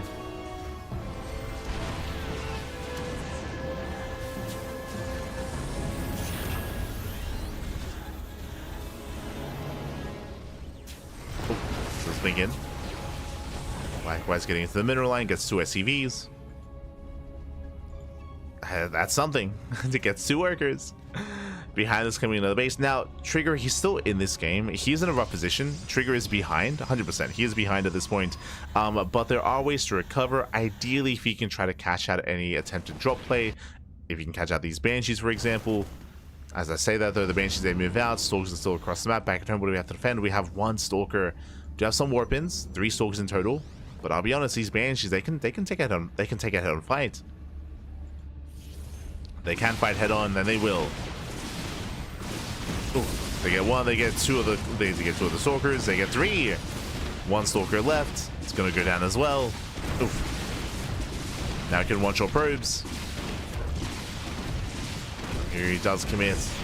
Yeah, he just trades out the Banshees. 7 more probe kills. Ay, ay, ay. And these Banshees, the problem is that they already pay for themselves. Like, these Banshees, they can be thrown away. It's fine. They've done their job. Banshees, they've done what's necessary. Back at home, upgrades are about to kick in, and Clem, he's about to break out. And unfortunately, Trigger, he has no way to really stop this. The best that Trigger can hope for at this point is to not even slow down the push, but to counterattack and to force the army back home. If he can force the army back home, if he can delay by causing Clem to be more defensive, more than he needs to be, then, I mean, here, just like this, as Clem moves out, Zelts move in. Nice moves by Trigger. Gets 4 SCVs, he does force a stim, and he forces Clem back into the main. These are the moves that Trigger needs to go for, but he needs more than this. As Clem, he does stay back home to defend. He's secure. This does at least delay the push. Trigger claiming a 4th. Is claiming a 4th base.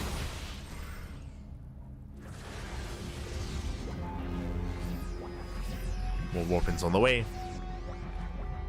Alright, Clem, we just commits. Triggered, he did recall back. Getting on top of the tanks. Mine shall say pop off. They'll say trade with the tanks, and they will clean up the tank count, but that's still Bio. They're still Marines, still Marauders.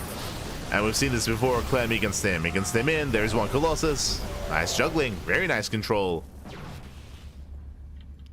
Trigger, he does hold. Does defend. From here, Clem, he doesn't pull the boys. Doesn't need to. He can still just rally in.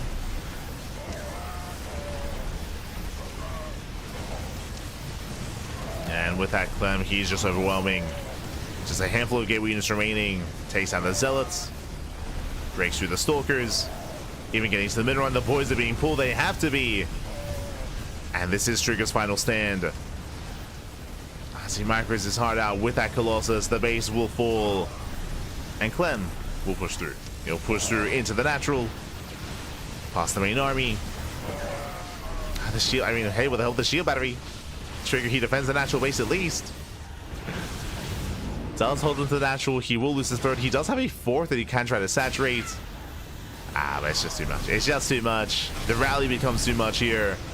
And GG gets called. Clem, he will take the series 2-0, advancing on to the grand finals. GG. GG, well played. Clem, he will claim the series, he will advance on, and Clem is going to be our first finalist of the broadcast. Here we go.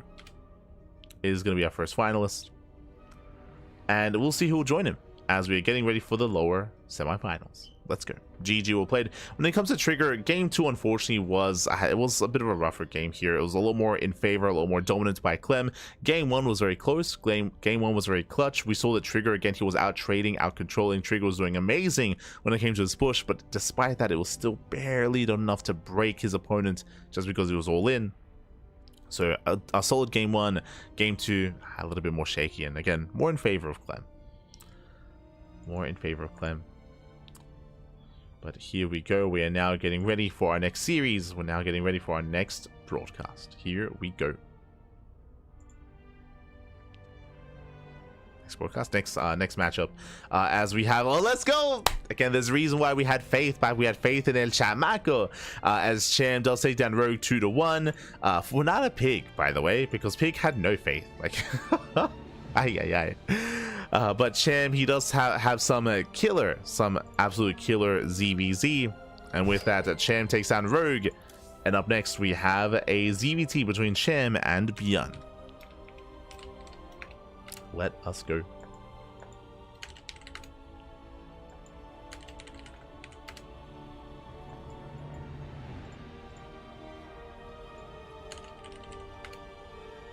Just catching up with the chat. Max Packs lost in the Wardy Cup yesterday somehow. If you were watching our broadcast, we of course did cover the tournament. Firefly did, I would say, out mind game Max Packs. He did outbrain him. Max Packs multiple times was caught off guard by fake all-ins and by real all-ins as well. I think the most impressive game by Firefly was game 1, if you remember, where Firefly, he went for a proxy 3-gate setup, and he just expanded. He expanded behind it, and Max, he overreacted. Max, he was throwing down 5 shield batteries at his natural base. He was defending so hard, and Firefly, he was just chilling. He was just probing. So we saw basically little mind games, and Firefly did catch Max with his pants down. Did that cause Max to go to bed early? Maybe that's why he's not here. It's possible. It is possible. GG, well played. With that though, we are getting ready for our next series. We're getting ready for the lower semis. But if you missed out on Max versus Firefly, I do recommend the VODs, as we did cover that, of course, as we always do.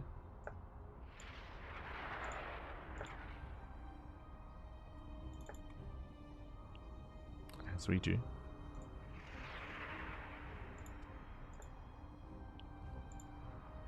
As we are jumping in.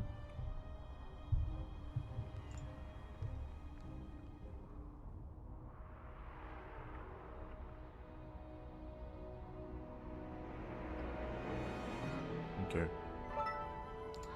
But from here, Vitos are just wrapping up, and it is going to be a fresh series between Chem and ByuN. Now, as much as I was praising Cham's ZVZ, and I do stand by that, I would say that Cham's weakest matchup currently is ZVT.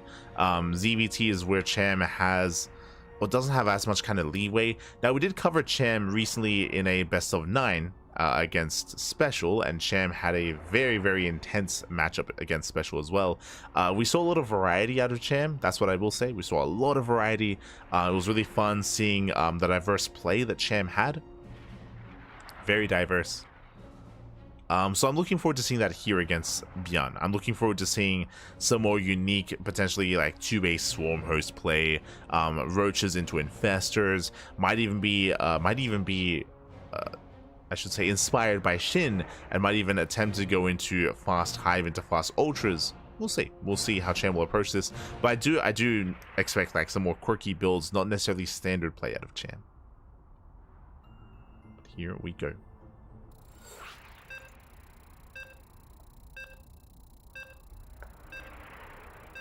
Champion, yeah, it's el chamaco, papi, el chamaco. Of course.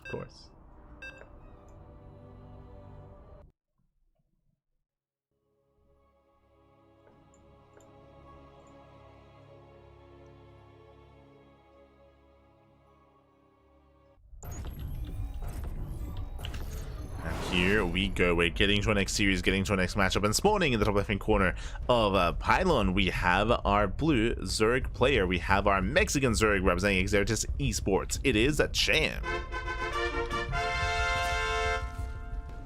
And spawning in the bottom right-hand corner, we have the South Korean Terran player, the Red Terran, representing Shopify Rebellion. It is ByuN. And if you're in the chats, you know what time it is. It is Gamba time. Predictions are open. Place your bets on who you think will claim the series. Best of luck in the chat, as ByuN is setting up for the 2x Reaper. He's setting up here on low ground. Welcome, one and all, to Pylon. Pylon is one of the more aggressive maps in that pool. All-ins and aggression is favored on this map, and we might even see ByuN turn this 2x Reaper into something more committed in the aftermath. We have seen ByuN go for a Hellbat pushes afterwards, or turn this into a 4x sim timing instead. ByuN has a lot of variety when it comes to his follow-up after the initial Reaper aggression. Likewise, I'm getting ahead of myself. I'm assuming this is 2x Reaper. Technically, ByuN could throw down a 3rd Rex as well and go 3x Reaper and just commit. So we'll see what ByuN does go for. Until then, we do have our initial hatch gas pull out of Cham. Nothing too crazy yet, nothing too wild. Openers and play is looking as it should.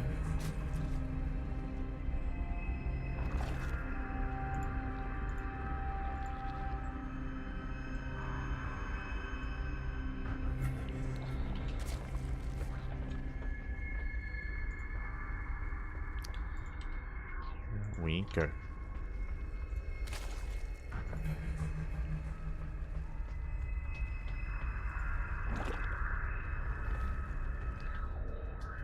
As we are building up, Speaking of third racks, yep, there it is. Third racks on the way. So it is going to be 3 racks Reaper here out of ByuN. It is going to be that much more committed, that much more aggressive. With this, the goal here is not just to contain. You can do that with 2 racks Reaper. So with 3 racks Reaper, the goal is to contain and delay the third base, but also to get some damage done as well. To trade with the army, to have a stronger stim follow-up alongside it. Bearing in mind, this is not an all-in. ByuN will be expanding. He will expand behind this. As Reaper does break forward. Takes down a drone.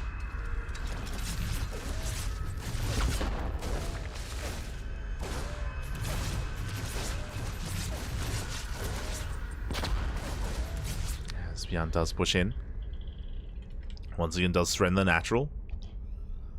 Still rallying across. ByuN, he has yet to get eyes on the third base though. Uh-oh. And again, ByuN, he can deny the third if he sees it. But now dancing with the queens.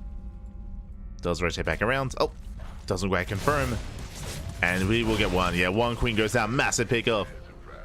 Takes down a queen. Pulls away. And he wants another. And at this point, he just abandons the third. Abandons the third base. He wants those queens. Max control so far here by ByuN, pulling away the weakened Reapers. He's lost 1 Reaper so far. No, never mind. He's lost 0. Oh my god. 0 Reapers. Link speed is done. Third base is complete.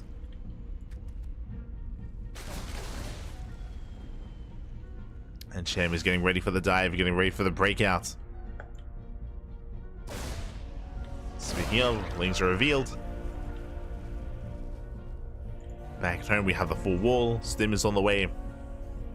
The expansion as well, as I did mention. ByuN is not all in. He races back. He does make it back home. The wall is closed. And ByuN holds. Now, from here, we could have seen a Bane bust, but there's no Baneless, there's no gas income either. This was a big investment by Chem. Yeah, this was a lot of lings, and unfortunately, he's not able to make use of them. At this point, Chem wants to bait out the army. Does bait out, okay, does bait him out. Okay, let's go. Chem comes in from behind. Yeah, nice setup here. Does surround 3 of those Reapers. Yeah, he takes down 3, he's on the low ground as well. And ByuN is going to be shut down. Very nice cleanup here by Chem. The bait, it worked. Did bait him out, but still cannot break the natural itself. But at least Chem trades. Like, at least Chem catches all those Reapers. That's maybe best case scenario here for Chem. Is to at least catch the Reapers. Behind this Chem, he's droning up as hard as he can. He's trying to catch up.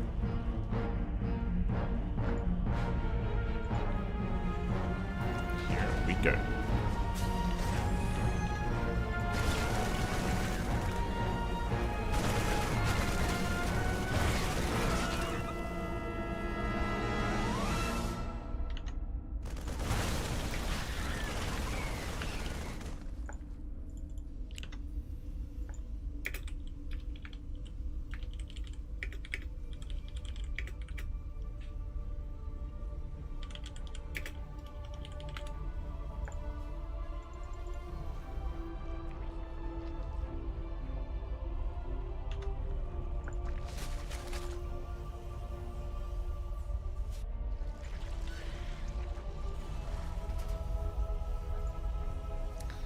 From here, ByuN, he's building up, he's getting ready for his stim push. Again, a 3-1-1 setup.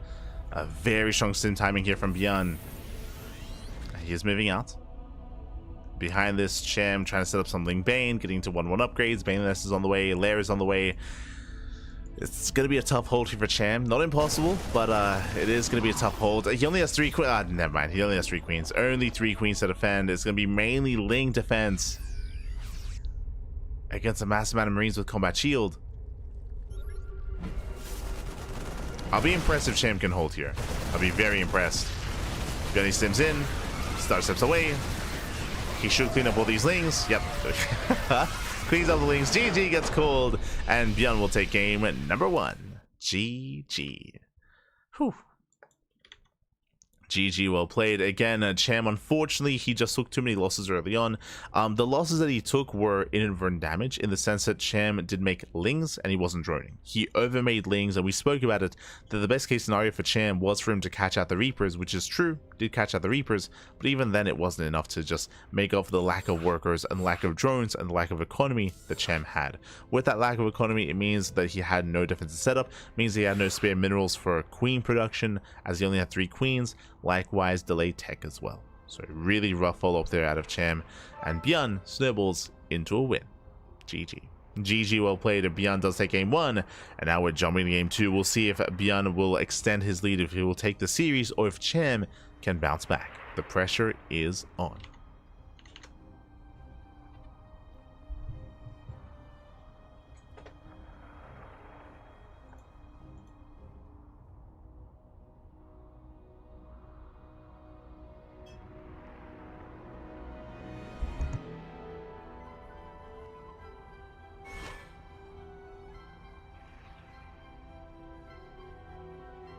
Here we go.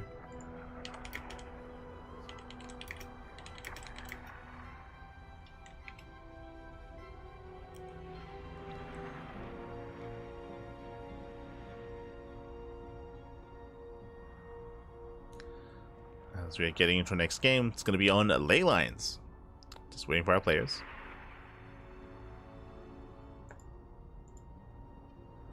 Waiting for our players. Why? Oh, we're good. We're good. We're good. The StarCraft continues. Just getting ready for an intense month of StarCraft. Again, later on tonight, of course, we're going to be covering the EWC qualifiers. Actually, I say tonight. Tonight is going to be the EWC Asia qualifier, I believe. Yeah, tonight is going to be the Asia qualifier, leading into the May Mayhem, leading into EU qualifiers, leading into NA qualifiers. Yes, yeah. Yo, you thought our 15-hour cast like weekend was over? Nah. I think we might have at least like a 12-hour cast tonight. Oh no, more than that. We'll try to get some sleep. We'll try to get some sleep in between. Maybe. Oh god, it's gonna be brutal. Oh god, it's now sinking in. I'm looking at the our schedule right now. So for those that are curious, we're gonna be covering the EWC Asia qualifier at 8 p.m. my time. It's gonna be at 8 p.m. That leads into the May Mayhem, which is at 1 a.m. That leads into the NA qualifier, which is going to be at 8 a.m. 12 hours later, and that's going to be at least 4 hours. So it's probably going to be a 15-hour cast day later on tonight. So that's going to be fun. It's gonna let's go, bye, let's go. I'm gonna try to sleep as much as I can in between, of course. But yeah, it's a busy week. As we are getting to our next game here, we're getting into game number 2 and spawning in the bottom left-hand corner of ley lines. We have the Mexican Zerg player, the Blue Zerg, representing Xeritus Esports. It is a Cham.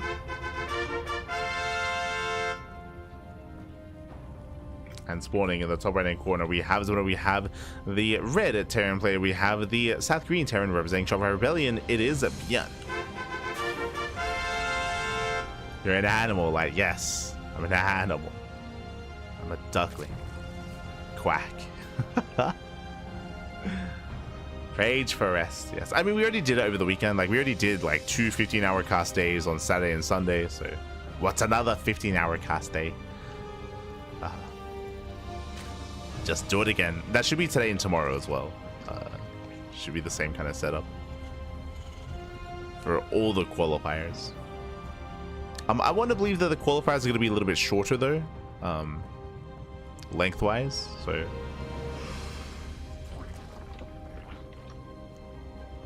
we'll do our best. Do our best.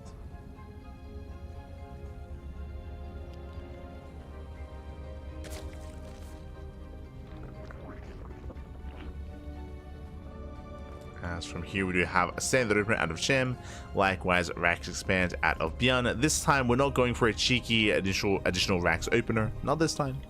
We're calming down.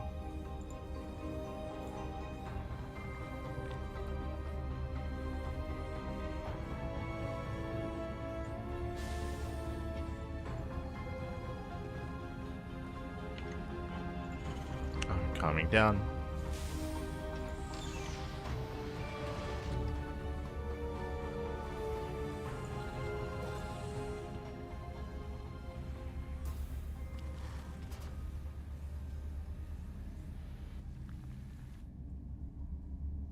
From here, we are just setting up. We're just waiting to see if we go for a third CC. ByuN, he has been known to go for 1-1-1s and to go for something more committed on 2 bases. So our eyes are peeled here for whether or not we go for a starport based on the delay. Never mind. SB moves out. Shows what you got. CC. So command center before starport. Economic build here by ByuN. This is going to give Clem the best opportunity to get into his own game. Last game he was denied that. Last game he was reacting to ByuN more than anything, and Clem, he thrives when his opponent's reacting to him. So we'll see. This is now going to be the best opportunity here for Clem to show what he's made of and show what he's got. Now we have seen Clem go into something more classic like Lingbane Muta. We've seen him embrace roaches, of course. He is a roach boy. For now, pulls out of gas. For now, standard play. Just droning, saturating, building up queens. ByuN here will gain map control. He's making more Hellions. Overlord is going to be denied. Oh. Does deny the Overlord. Yeah, he's gonna have some fun. What do we have? We have 2 more factories. I saw the Rex move further back and I was like, that's kind of weird. I'm like, what's happening here? It's mech. So ByuN is gonna mech it up. Again, if you've been watching ByuN as of late, he has been playing a lot more mech recently. He has been playing a little more battle mech. He of course featured this in GSL. Not just that, but we saw Maru feature this as well during DreamHack. If ByuN is playing mech, Maru's also playing mech. Like, they do come hand in hand. They do often share builds and they do practice together. So yeah, this is, yeah, look away everyone, look away. I should say Zerg players, look away, because it's not gonna be pretty. It's not gonna be pretty. We're gonna have battle mech here. It's gonna be mass Hellion Cyclone. It can be a very terrifying, very efficient composition here that ByuN is gonna be building up, and it comes down to Clem trying to figure out what's going on. Forces under attack. As so far, Clem's scout is denied, and Macfield is on the way. To have Macfield accelerators. To have our Baneliness on the horizon here. Clem going into Lingbane. Clem, he's still none the wiser. He still doesn't know. Still not aware. Here comes the army for the upgrades. Likewise, can also morph into Hellbats if need be.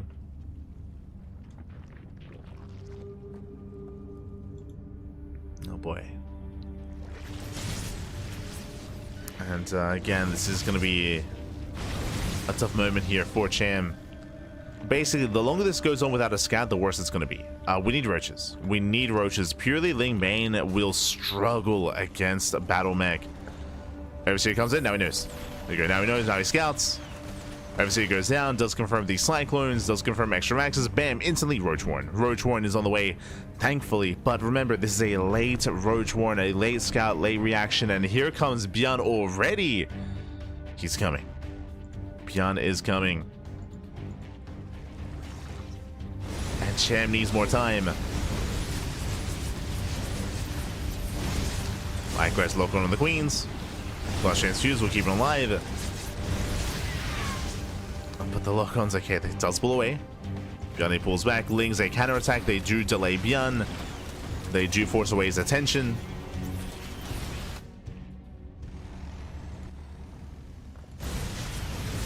ByuN still moving in. Clem trying to catch any kind of reinforcements, trying to do something with these banelings. As the queens are under fire. First queen goes down. Clem once again, another run by. Once again, these things, they cannot engage with the main army. So he tries to catch reinforcements. Blue Flame kicks in. And Lings are going down. Here come the Hellbats. Meanwhile, the queens, Clem is just getting torn apart. Losing so many queens. I'm afraid to look. It's 5. 5 queens went down. Meanwhile, the lock-on is brutal, just catching out more roaches. And 4 more roaches fall. Now Champion does sneak up on one of those cyclones. Nice pickup. Gets one. Gets one cyclone. I think 2 in total. 3 in total. 3 in total. But alas, ByuN is not stopping. Not stopping. He's just doubling down. Cham is behind economically. He likewise lost, he also lost all his queens. So he has to rebuild. Back up to 4.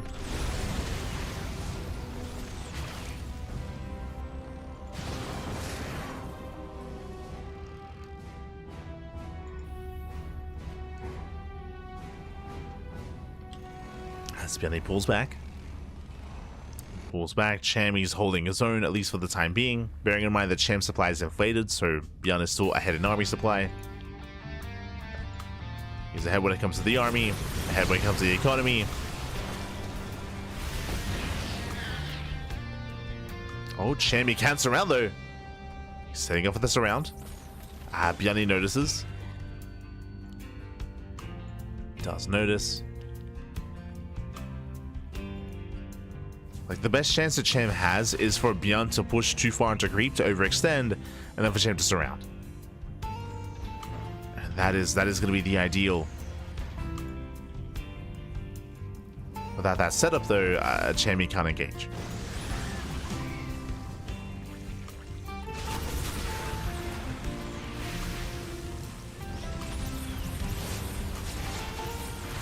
As ByuN does commit, Cham coming in from behind. He wants that surround. And here we go. He does collapse in. Bailey's rolling forward. ByuN, he does get locked down. Bailey's going to crash forward. Nice connections. And Cham, the best fight that he can hope for. He cleans up every single cyclone. There's no way out of this. Very nice catch. Very nice engage. And again, ByuN, he was caught with his pants down. Whew. And Cham, we got to keep going. Cham at this point is all in. And he can't just keep going. He can't overwhelm. It takes so long to rebuild that kind of army. Cham just said it. Keep going. Keep going.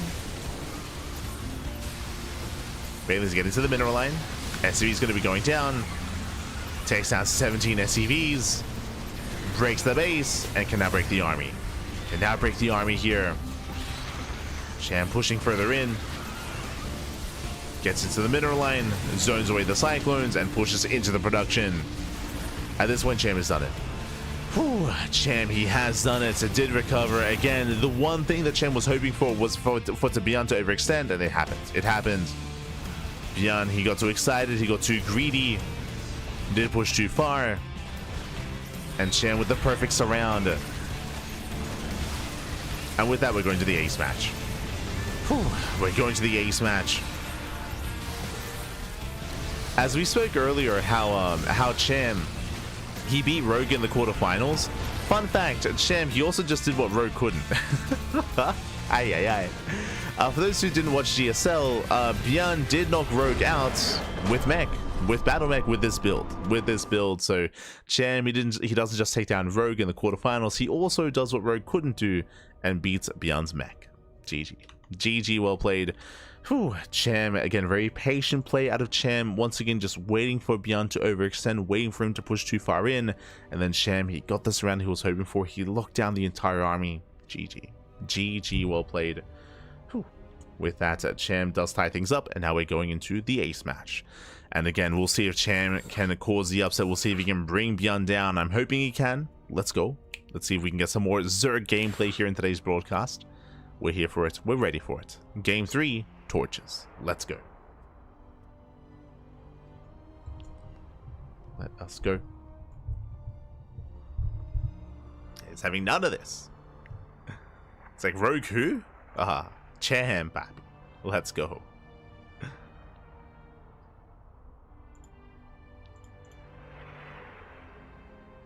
As Torches is going to be the last game. Torches is going to be an interesting one. Torch's aggression is favored on this map. I do see Cham going into Roaches again here. He could. At the same time, though, he was trying to go into Lingbane initially against ByuN, so he may just go for standard play. We'll see. We'll see, but alas, aggression is going to be favored here, and we could see something cheeky out of either player. Let's go. So we are spawning in and spawning in the bottom right hand corner of torches. We have the Mexican Zerg player, the Blue Zerg, tying up the series 1-1 and 1 game away from claiming the series and advancing on to the grand finals for Xeritus Esports. It is a Chan. And spawning in the top right hand corner, we have the red Terran player, the South Korean Terran, representing Shopify Rebellion. It is ByuN.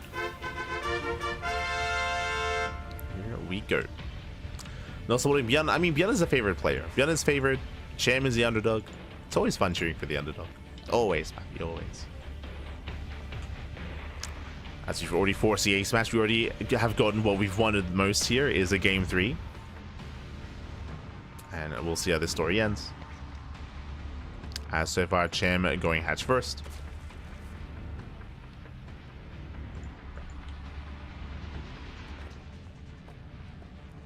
So standard opener so far to Cham. Welcome one all to Torches. Torches does have a short rush distance by air, likewise short rush distance by ground. That's why aggression is favored on this map. Does have some unique features when it comes to mining through these center patches. Now, we did talk about this last time we casted Rogue on this map. I think it was Rogue versus... Was it Rogue versus Cure? Or was it versus Clem? But essentially, this map does share features with... almost said Percival. This map does share features with El Dorado. Because of that, something that we have seen a lot of on El Dorado was gasless openers into what? Into Swarm Host. And we saw Rogue attempt that as well the last time we saw him on Torches.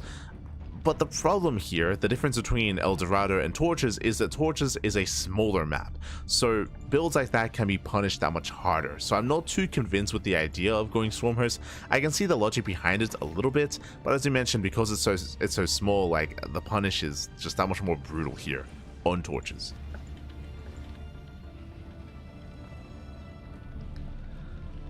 So we'll see what Cham goes for. I bring this up just because Cham, he does go Stormhost from time to time, and would do so on El Dorado. As did many Zerg players like Dark and Rogue and SHIN.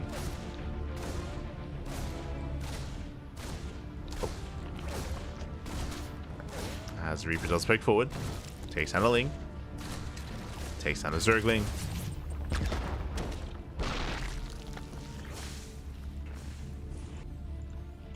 From here, ByuN going for his third CC.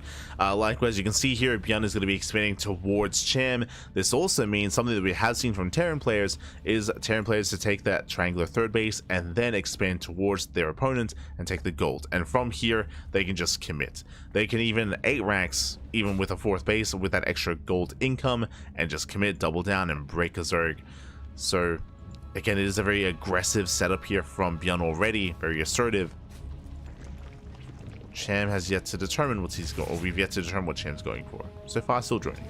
It's still too early. So just droning, just saturating. Cham going for the linear third, expanding away from his opponent.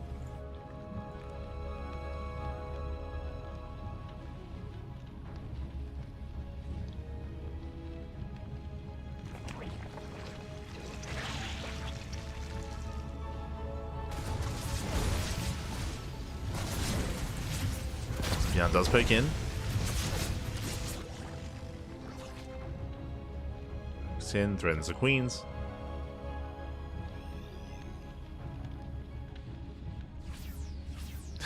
I forgot about this. Sure, we do have the healing pad. Healing pad coming into play as ByuN tops up his army, going back in. Behind this, going for a bio follow-up, not into mech. Not this time.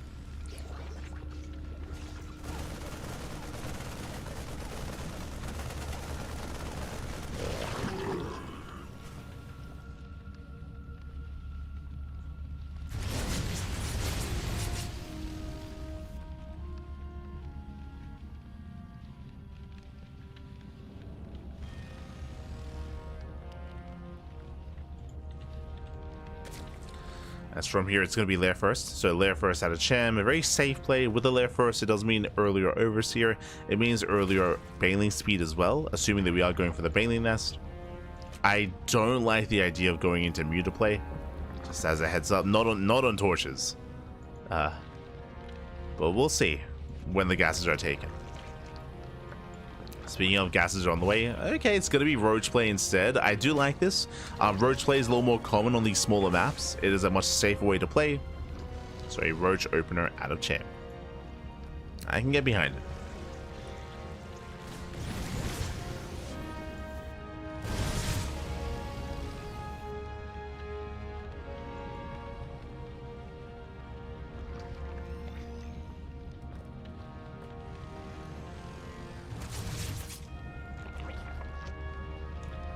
Here, Hellion's going to be forced back, and ByuN does claim his third.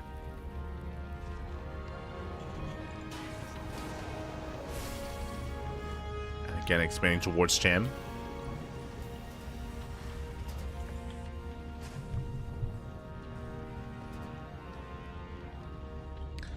Roaches are building up. From here, Cham will have the option to go for a 3-base all-in. So he might take a 4th base just for Larva and only drone up to 3 bases. So we'll keep an eye on Cham. I do like, I mean, we spoke earlier how aggression is favored. A 3-base all-in, I do like the idea of that to try to break and punish ByuN at this third. We'll see. Range upgrades are on the way. Roaches are revealed. ByuN is aware. From here, he should continue tank production. Oh! Does catch a queen! Yeah, massive eagle. 1 queen goes down. Queen does fall. As ByuN does start to step in, takes out the roaches one after the other. Brutal losses, and already Cham losing far too much. Ay, ay, ay. Yeah, he gets caught out, and this is already brutal damage. Catching 3 queens. 3 queens do fall. Cham, he needs more time here to build up. Losing another queen. And this first drop may just be too much. Yeah, Hellion's there, busts into middle line. GG gets called. Cham, he's broken before he can get into the mid game. And ByuN will take the series 2-1. GG. GG, well played again. Just before Cham could build up his roaches, the first drop does critical damage, catching out 2 queens, catching out 3 queens, catching out the Ravagers, the roaches as well. And again, Cham needed more time to build up that roach count. Hellion drive-by into the natural base, seal the deal. Did seal the deal. You saw in the production tab, Cham, he was working towards infestation pits. That would have been for Roach, Ravager, Infestor to get into the mid game, most likely to get into a hive to get into Ultra Tech. So Cham was building up towards something greater, but was shut down before it could really get it going. GG. GG, well played. With that, ByuN does claim the series. And ByuN, he was favored to take the series, but we did force the ace match, so a very nice showing there out of Cham regardless to get to the ace match against ByuN. Very nicely done, very impressive play. With that, we have our grand finals. It is going to be a TVP between ByuN and Clem coming up next. Let's go. It's going to be ByuN versus Clem in a best of 5.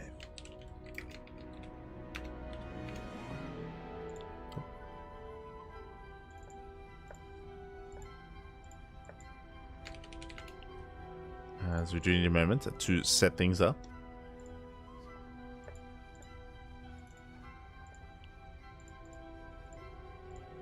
There we go, we have our best of 5. Vetoes are underway.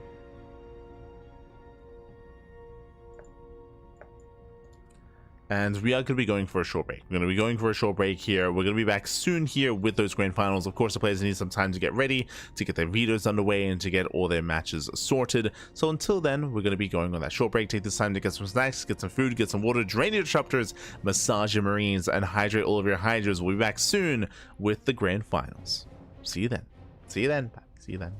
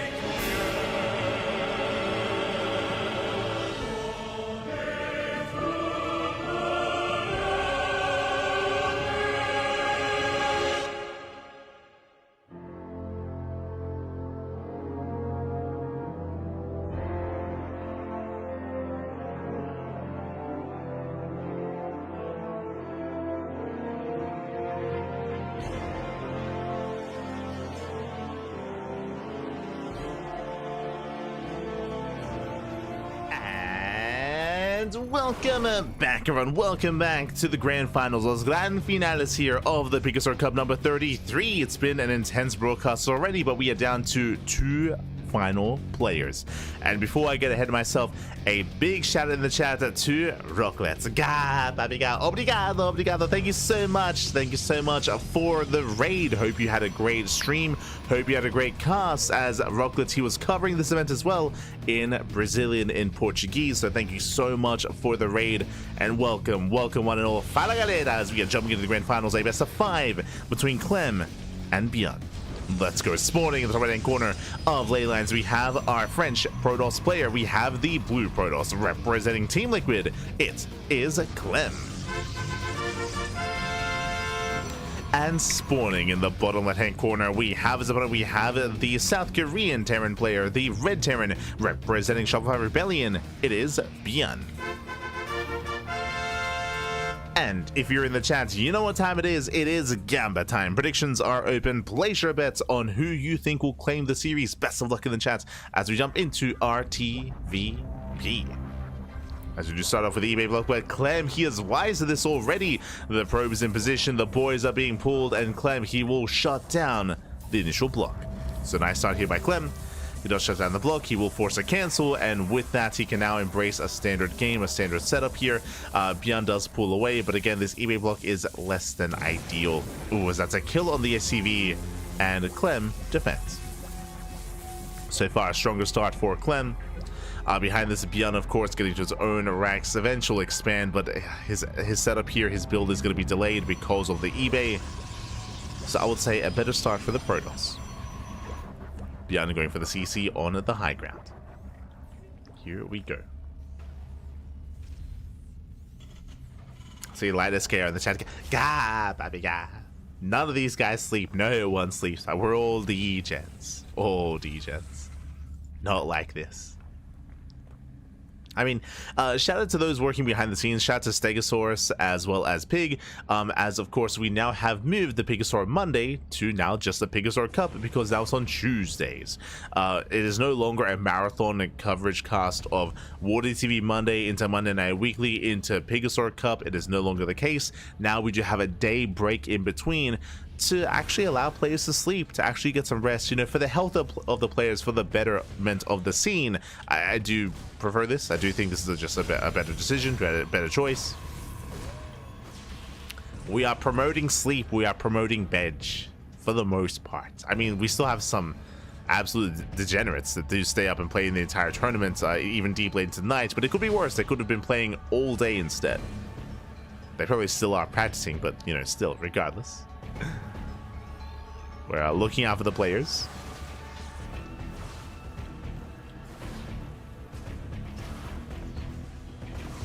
As behind this, we have ByuN going for his 1-1-1 initial Cyclone opener into potential add-on swap.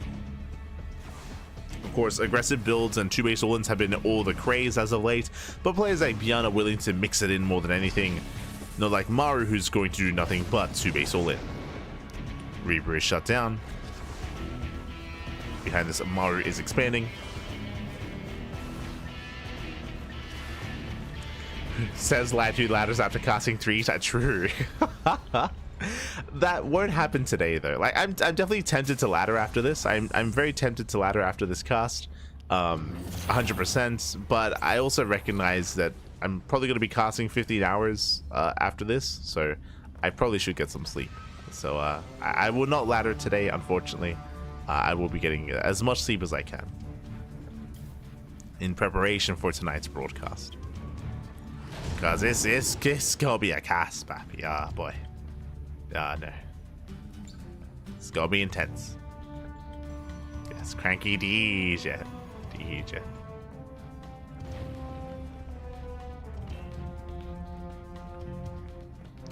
For those that are unaware, we are slated to have another 15-hour cast later on tonight. 3 events back to back. It's going to be the EWC Asia qualifier into the May Mayhem, into the European qualifier, into the NA qualifier. So technically 4 events back to back to back to back. So let's go. Let's go. It's gonna be quite a night of StarCraft. Quite a night. It's okay. I'm stocked up. I got some Inca Cola. I'm good to go. I'm good to go.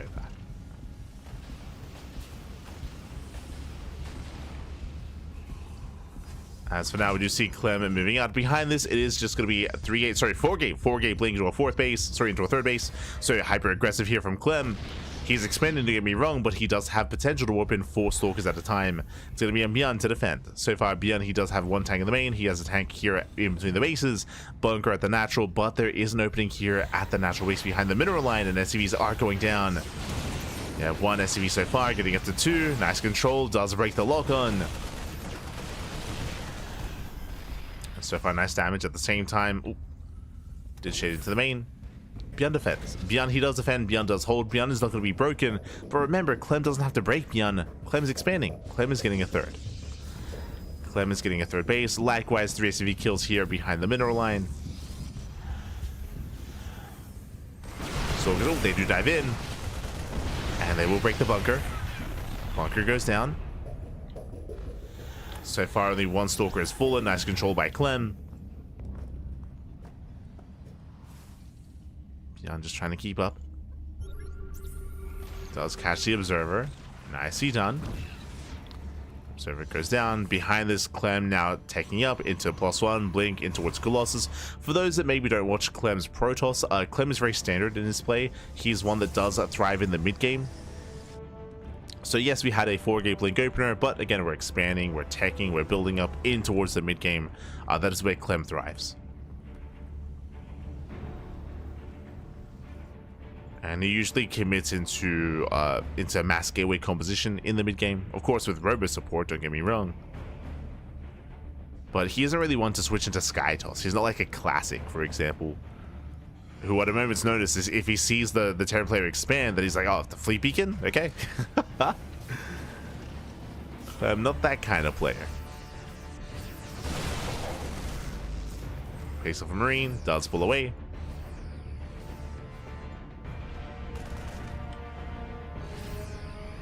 At the same time, Prism, poised to go into the main. Hallucination does distract. Clem back at home. He's got 1 Colossus so far. 2nd Colossus on the way. Shield battery is ready. And here comes ByuN. ByuN, he breaks out. Nice siege. Trying to catch out the army. Speaking of, fully goes up. Gets a free stalker. Well worth it for ByuN. Meanwhile, the boys are being pulled 2 base all in. He commits. It's all or nothing. The boys, they have arrived. Clem setting up. He does have force fields. Very nice. He looks down the army. Tank shots going up. Saves a Colossus. That's already half the army going down there for ByuN. So much there to the force fields. He does still have SCVs, but the Marine counts not what he once was. Then he does pull away. He pulls away, takes out the Cyclone. Tanks are on siege. First tank goes down. He gets 1. He gets 2. 1 tank left. ByuN, he's running out of steam. He's running out of steam. He's running out of army. Again, just 1 tank remaining.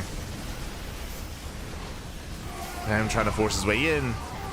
Base out the mine shots. Takes out the final tank. Nice control. Yeah, the juggling has been insane. GG gets called. Clem, he shuts down the all-in. And Clem, he will take game number 1. Whew. GG. Clem does take a lead in the series. And we'll see if ByuN can recover. Again, coming into this, Clem is the favorite player. For those who, again, haven't been watching Clem, there is not a single Terran player out there that Clem hasn't beaten with his Protoss, except for 1, except for Maru. But the only reason, they've never played. Like, Clem's Protoss has never played against Maru's Terran, so that dynamic just hasn't really unfolded yet. But outside of that, Cure, Showtime, Cure, Hero Marine, Gabe, Spirits, ByuN as well, Bunny, they've all fallen at the hands of Clem's Protoss. You could make an argument that Clem has the best PvT in the world. You can make an argument for it. It's definitely up there. I'll say top 3 at least.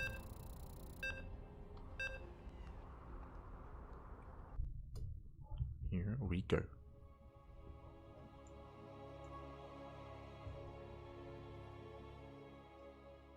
It just happens on a TVT. And TVT can be fun, for sure. TVT can also not be fun. Like a lot of it comes down to the players and certain play styles, but TVP can be quite dynamic at times, depending on who's playing. But here we go. We're now getting into our next game, and spawning in the top left-hand corner of Pylon, we have our French Protoss player. We have the blue Protoss representing Team Liquid, leading the series 1-0. It is Clem. And spawning in the bottom right-hand corner, we have the red Terran player. We have the South Korean Terran representing Shopify Rebellion down in the series. We'll see if he can bounce back. We'll see if he can recover. It is ByuN. As ByuN does open up with a fake proxy racks back at home. Let's go. Also, hello, Shaf. Hello. Hello, Mr. Minsler as well. ¿Qué tal? ¿Cómo estás? Bienvenidos to all those in the chat.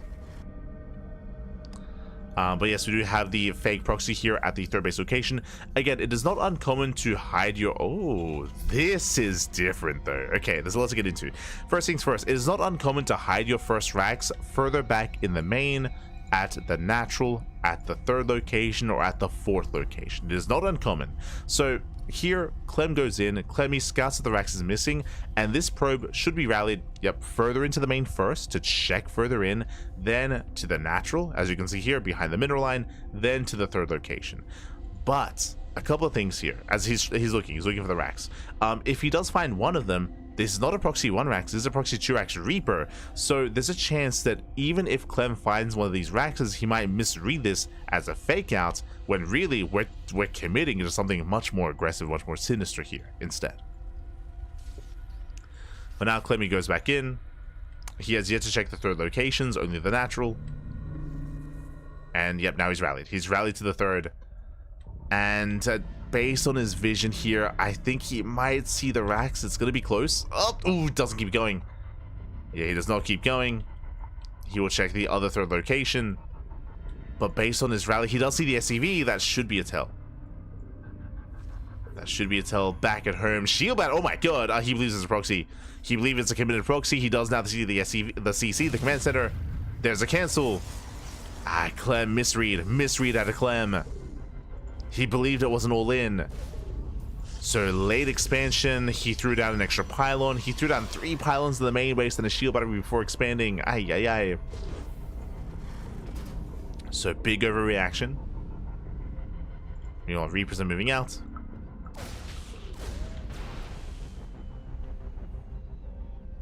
As the Reapers, they run into the main army, they run into the Stalker, and they can hunt it down. Zelda's there to tank. Zealot will fall. Oof. Never mind. Nice control. Very nice as Clem, he pulls away the Zealot, takes out one of the Reapers. Likewise, Clem, I do appreciate this. So basically, Clem, his base is late. His economy is going to be delayed. What do? Proxy Pylon, potentially Proxy Gateway. Clem is going to turn this defense into an offense, and we'll see what he can achieve. So far, ByuN, he's securing himself. He's expanding, building up back at home. Blink is on the way for Clem. Extra Gateway. We'll see what he sets up. There it is. Third gate. So yeah, Clem, he is being hyper aggressive here to try to recover and to try to get some value and try to bounce back in this game. Now, ByuN, because of the 2x opener, the factory's late. Late factory, late tank. And Clem can punish. Yeah, Clem, he can punish. He does walk into the mineral line. Denies mining. Nicely done. And the tank only just began. Remember, it's a late tank because it's a late factory because of the 2x Reaper. Takes out one of the Reapers. Boys are being pulled. These Stalkers are trapped. Yeah, Stalkers are trapped, so it's going to be a brutal trade here for Clem, as he will lose all of his Stalkers. This was not too worth it. That was 3 Stalkers for 2 SCVs and a handful of Marines. And Clem is not stopping. Clem is not stopping. Blink is almost done. Stella goes down. The tank has arrived. That's what's important here. The tank is now at the natural. ByuN is now secure.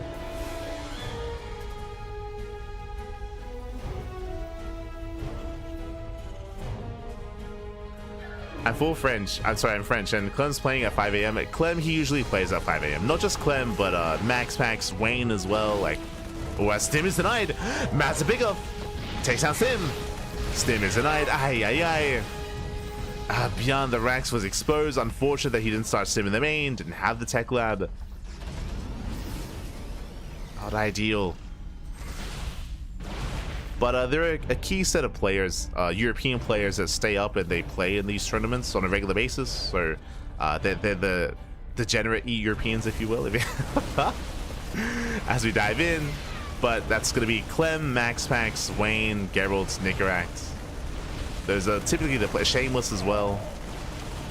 Those are the DEgens that play until like 7 a.m. in the morning. Which we appreciate. Like, they're very dedicated. Very dedicated.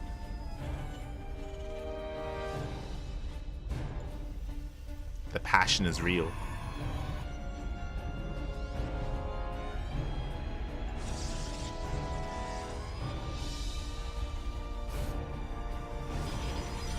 As from here, we do have charge on the way. Third base as well. Clem is containing his opponent, at least attempting to, and he did have some key pickles. Again, because he was able to deny Sim, what does that mean? That means that ByuN is contained. Ideally, this contain ends when Sim finishes, and then the Terran player can break out. Alas, didn't quite occur this time. Meanwhile, what do you see what I see? 2 more Maxes. We're on Pylon. Piece it all together. TVP on Pylon, it favors all-ins. We're getting up to 5 Raxes. This does scream 2-base all-in by ByuN. Now, we saw the 2-base all-in fail last game, but this time it's a different setup. This time, there's no Bay, there's no Colossus. It is going to be a heavy reliance on charge lots instead. And likewise, it was a shaky start by Clem because of his delayed economy. So this game state is different. It is a different game state than the last game. I would say there's a higher chance for this to work for ByuN. The map is going to be favoring him as well.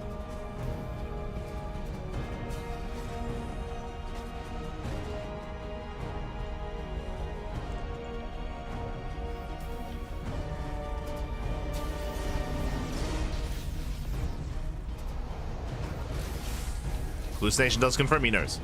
Yeah, Clem, he's now aware what's going on. We need some shield batteries. Oh, 3rd CC. Never mind. ByuN, he doesn't pull the boys. He's expanding. Okay, let's go. ByuN does expand. He breaks out. Clem, he's fully aware of this move out, and he's here to try to punish. Getting on top of the tanks. It's going to be close. Nice force fields. First tank goes down. Can he get the second tank, though?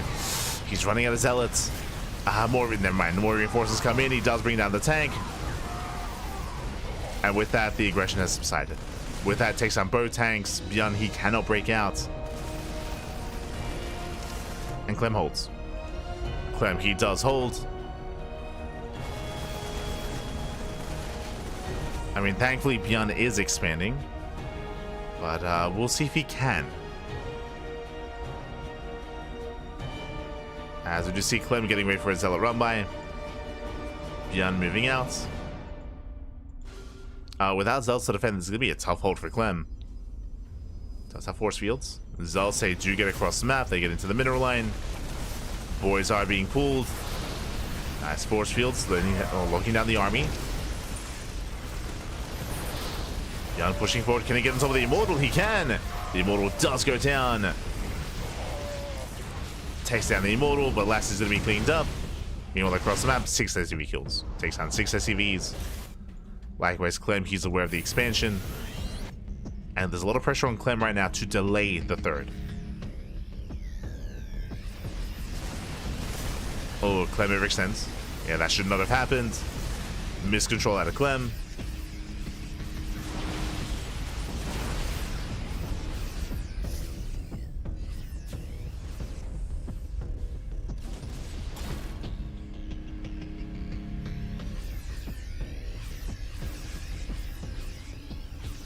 Clem pulls away, dropping into the main.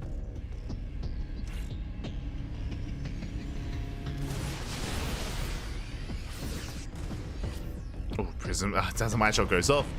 Prism is very low. And ByuN is going for the dive. Yeah, he's going for the dive. He's going for the Prism. Prism cannot engage. ByuN a little bit out of position, but I believe he should be. Yeah, he should be okay. Yeah, ByuN, he holds his own. Now, after this aggression subsides, now with ByuN claiming his 3rd base, ByuN takes a lead. ByuN, he does take a lead. Clem, he needs Storm. Without it, he's going to be outscaled. The stalkers are going down.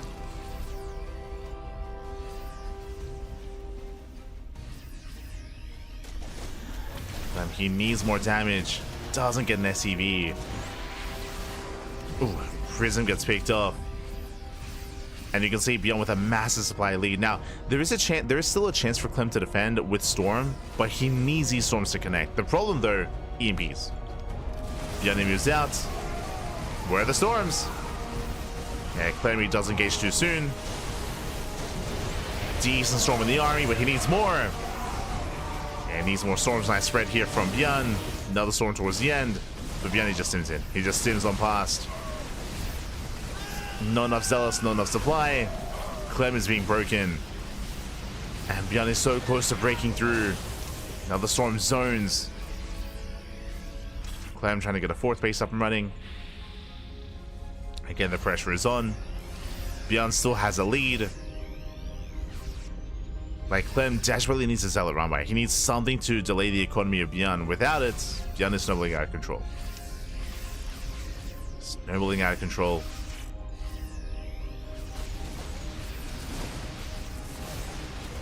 As he does push through. Aim with the Storms. It should not be enough. As ByuN kites back through the minefield.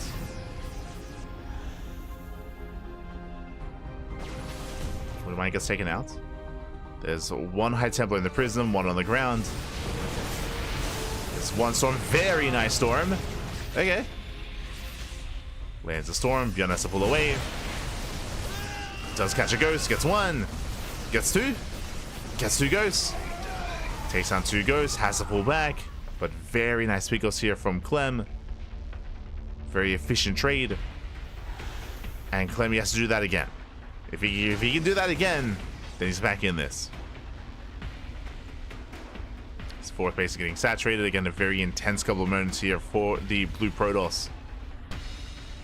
Going for the Storm drop. Bold move. Storm drop into the mineral line. 5th base is being taken. Oof. Nice Storm. Oh, no, he comes back. He comes back too soon. Ay. ByuN losing 9 SCVs. That should not have happened. He came back too soon, back. Oh, no. He went back through the Storm.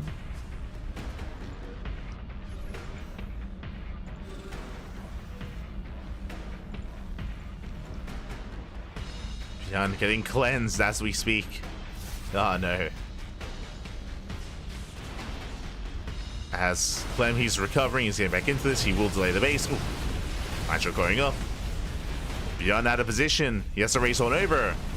In the process, production is under fire. Storm does zone. Ooh, forced to throw in the 2nd Storm though. Better Storm towards the end. Messy fight here by Clem. He does overextend. Immortal goes down. Zealous don't break through. Clem pulls away. Get a messy fight.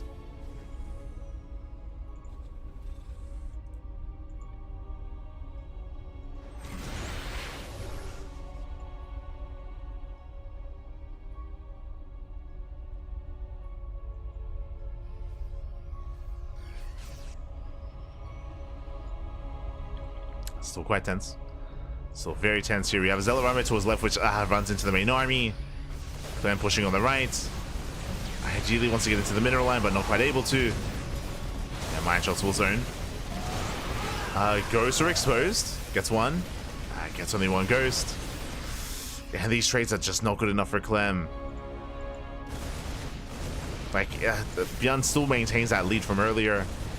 And these are brutal pick. Oh god, brutal pickles. Takes down the Archon, the Immortal, the High Templar as well. Clem, he can't afford these losses. He can't afford these trades. Again, he's very mineral heavy. Like gas losses, gas income is limited. EMP goes up, and ByuN does it. ByuN at this point, he has done it. He has maintained the lead for most of this game, but now he finally can make use of that lead and snowball out of control. Takes down the main army, pushes forward. At this one, he can take the Storm to the face and just keep on going. Speaking of, EMP connects.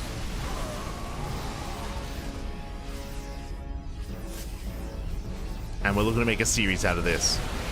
SCMP on that final High Templar. GG gets called, and ByuN, he will break through. We'll tie the series 1-1. We have a back and forth. Whew, GG. Again, a very strong start out of ByuN. Essentially, ByuN took a lead at the start of the game when it came to the overreaction of Clem. If you remember, Clem, he overreacted going into one base setup with a very, very late natural base. If you remember in the aftermath, Clem tried to be aggressive by going into Blinkstalker aggression with a proxy gateway across the map, but he failed to get damage done. Not just that, but he also lost a lot of Stalkers in the process. It wasn't worth it. He fell further behind. He fell further behind at trying to be aggressive, trying to be assertive. As a result, his tech was delayed, his third base was delayed, and it was not worth it for Clem. From there, ByuN snowballed out of control. GG well played. It took a while for ByuN to end the game from there, but he was able to just be comfortable the entire time. There was just still perpetual pressure on Clem to get economic damage that he never fully found. There were some nice moments where I would say that Clem almost recovered and almost evened things up when it came to the storm drop into the natural, when it came to, there was like a Zealot runway that got some of the ghosts as well, if you recall, which was really impressive, but still not enough. Still not enough. And here we go, we're getting into game number 3. Jumping into game 3 and spawning in the bottom left-hand corner hero Percival, we have the French Protoss player, we have the blue Protoss representing Team Liquid. It is Clem. And spawning in the top left-hand corner, we have the red Terran player, or the red Terran himself, representing Shopify Rebellion. It is ByuN. BM storming the SCVs. I wouldn't say BM at all. Again, just trying to get damage done. He had to get some economic damage. As we mentioned, like, Clem was just behind economically almost the entire game. Like, he had to do something to the mineral line, had to get some damage. The Zealot runbys were lackluster, I will say that. The Zealot drops, Zealot runbys as well. If you remember, a lot of that also came down to the Prism. The Prism took a mine shot to the face, so Zealot drops were non-existent. That also really shut Clem down. Like, there was just a lot that was working against him there. And he just wasn't able to find the damage he needed. But now here we go, getting into our next game.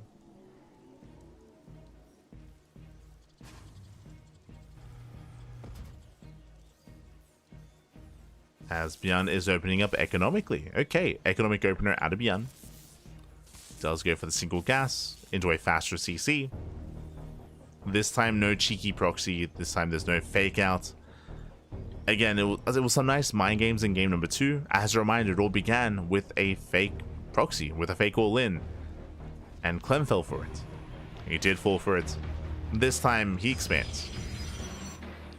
Now, we'll see if ByuN can kind of whip out something else that's a little bit cheeky, another way to get ahead against Clem. I do think that that's what ByuN needs. I think he needs a way to kind of catch Clem off guard and get a lead early on.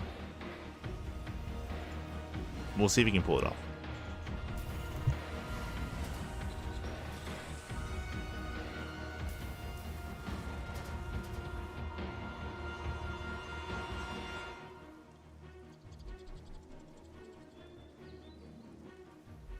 As ByuN is scouts for a proxy, making sure there's no shenanigans underway.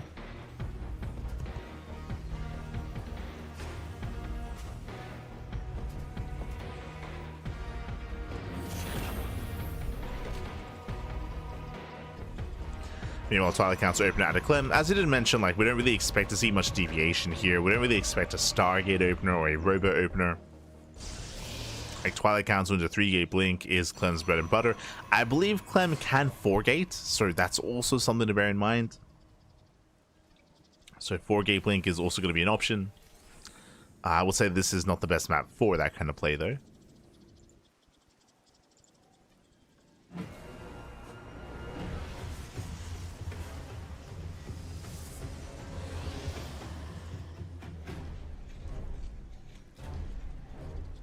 So far we are building up. CC on the high ground, ByuN just now expanding. And behind this going for his own, what looks to be Cyclone drop.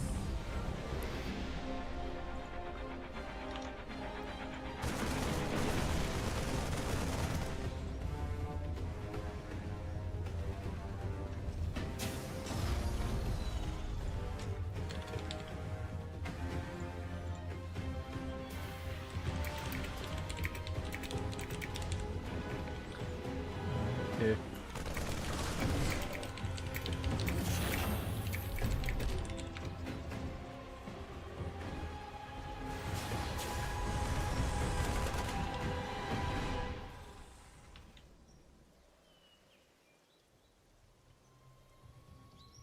Here we go. So now you see ByuN dropping into the main. Clem is in position. Clem is in position. He will zone away. I say that the Cyclone does get a Stalker. Not bad. One Stalker goes down. ByuN saves the Cyclone. Lose everything else, but that is still worth it for ByuN. Looking at the trades here, ByuN, he will lose 4 Marines for 1 Probe, 1 Adept, and 1 Stalker. The Stalker is the most valuable pick off there as ByuN pulls away. ByuN does pull away. Behind this, getting to his own eventual 3-1-1 setup. There's that 3rd Vax. And we are keeping an eye open here for extra Vaxes. Right now, everything's looking pretty normal, pretty standard. From the side of ByuN. Clem now expanding. Getting his 3rd base. A standard follow-up as well. Charge, Forge, +1. Going for the Temple Archives before extra gateways. So a very greedy setup here by Clem. If ByuN were to go for a 2-base all-in, Clem would be vulnerable. But as we can see, ByuN is still just kind of building up. Yeah, he's still just building up. E-base on the way. And no major sign of aggression yet.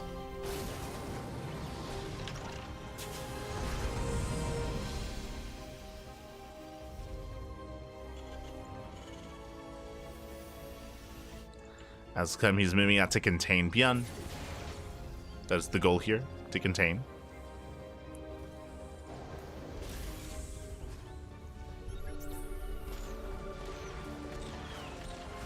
Takes on the Observer. Nice pick up. Nice. Meanwhile, Clem is saturating his 3rd base, and now we have the gateway explosion. Remember, Clem, he delayed his gateways in favor of Storm, and Storm is almost done. So Clem is going away with a lot of greed. I'll say coming into the mid-game, Clem is in a better position. But ByuN, he does slip by. He avoids the main army. Remember, the Observer got sniped earlier. So he does sneak by. Going through the speed zones. Zooming across the map. And going for the 3rd base. And Clem... Oh, he does barely spot the drop. Whew. Does barely spot it. Clem doesn't react though. Uh-oh.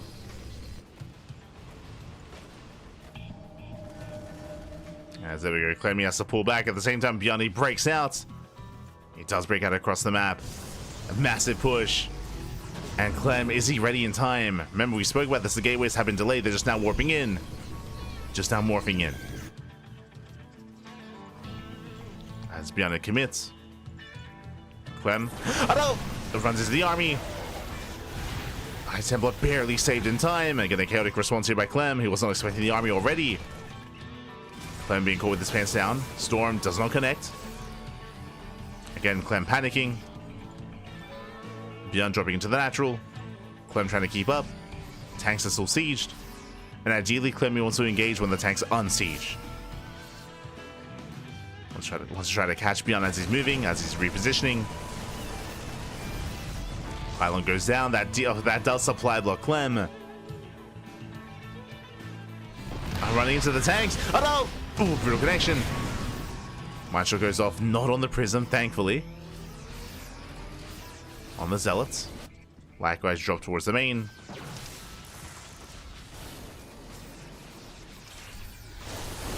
A nice storm on the main army. Not bad. Zealot army moves out, so getting on top of the would-be 3rd base. At the same time, we do see ByuN dropping into the main. And again, Clem responds with everything. 3rd CC is denied. Ooh, gateways are depowered. ByuN gaining ground. Pushing forward. Again, ByuN is so close to breaking Clem. Storm comes in. Oh my god. Okay, Storm just barely takes down the Widow Mines. 3 mines go down.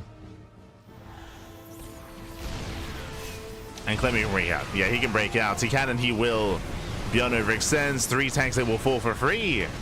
Takes down all 3 tanks, and Clem, he does it. He breaks out, takes the main fight. At the same time, Clem drops into the natural.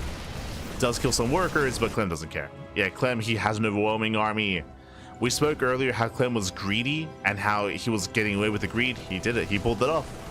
Sure, the drops are killing workers, but Clem, he's here to end the game. He's here to just straight up end the game. Blinks on forward, takes out the bunker. Mine shots, very nice connections on those zealots, but here come the storms. Oh my god. Prism goes down. We need more storms. Oh my god, he has them. He has the storms. He has the storms. Storms the mineral line. SCVs go down. Back at home, Clem, he's still losing everything back at home. And he needs to end the game. He has to break ByuN here and now. Clem is all in. Takes down the mineral line. GG gets called. Yeah, Clem, he has enough. Clem, he breaks on through, and Clem takes the lead 2-1. Whew, GG. GG, well played. ByuN, he did a great job when it came to dropping across the map, when it came to sneaking out across the map as well, but ByuN was on a timer. He was on a timer to try to punish Clem, and he was not able to do so in time. He was able to get some decent pickoffs here and there, but he overstayed his welcome. ByuN, he stuck around a little bit too long, overstayed his welcome. With that, he was overrun completely. And with that, Clem snowballs out of control. GG. GG, well played. With that, Clem, he is now 1 game away from becoming this week's champion. We'll see if ByuN can recover. We'll see if he can bounce back. We'll see if we can force the ace match. Personally, that's all I want. An ace match, a game 5 would be the ideal, regardless of how this goes. But the pressure is on ByuN. The pressure is on. Let's go.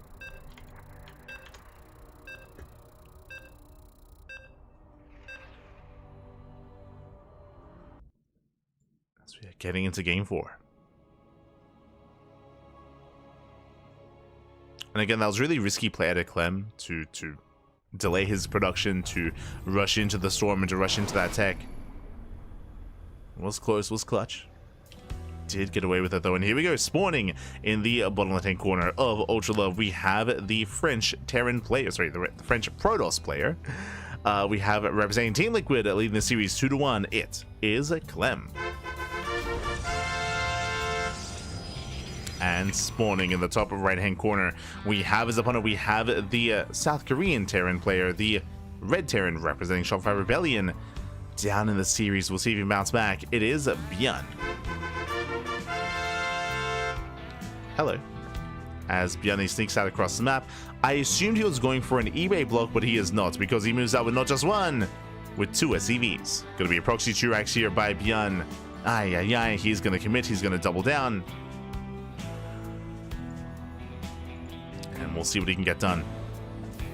We'll see if he gets scouted, more importantly. Now, as a reminder, we already had a fake proxy Turax out of ByuN in game 1. And Clem, he overreacted. He did misread the situation. This time, it's very real. Does Clem confirm this? Does he figure out what's going on? How does he react after what happened in game 1 of this series? Ooh, gate expand. Gate expand, a greedy opener here by Clem, and Clem, no probe scout. 0 probe scout out of Clem. Clem goes for the Nexus before the Cybercore, and ByuN is going proxy Turax Marauder. So he's going Marauder here. This is best case scenario for ByuN, as Clem is being greedy. Clem is being very greedy here. Clem is cutting corners.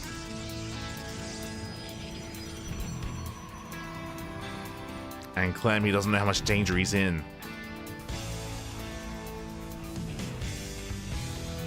Now, against this, Clem, once he realizes what's happening, he's going to have so little time to react, but he would need shield barriers, he'd have to pull the boys, he would need an extra gateway, a robo. He's getting a safety shield he was getting a safety, never mind. He was going to get a safety shield battery, but he decides not to. He's like, you know what, I don't need a shield battery, I'll be fine. Copium. As now he does throw down the shield battery again a little bit later. He's got a 1 Stalker, he's got a Sentry on the way, but he only has 1 gateway to work with. I believe ByuN can break this. I believe ByuN, he can pull this off. as there has been zero scouting, zero reaction, zero anything out of Clem. And here we go, the Marauders are revealed, the Shield Battery goes down. What is it left to defend? There's one probe, one sentry, can force field the ramp, he abandons the natural. Boys are being pulled. Marauders, they get locked in, they take down the sentry. Sentry goes down, nice around though. Takes down one Marauder, can he get the other two? It's gonna be close, the force field's gonna run out though. Yeah, the force field does run out, nice probe drilling. Okay. Clem, he's got some moves. Does probe drill. Remember, he can afford to give up the space. He doesn't have to fight for it. He pulls back. And so far, a good reaction out of Clem. He's now getting a second gateway. But it's not over yet, as the bunker does complete. And from here, ByuN expands. Remember, there's no all-in. ByuN, he can expand. He can transition out of this. He can, and he will. The racks as they lift.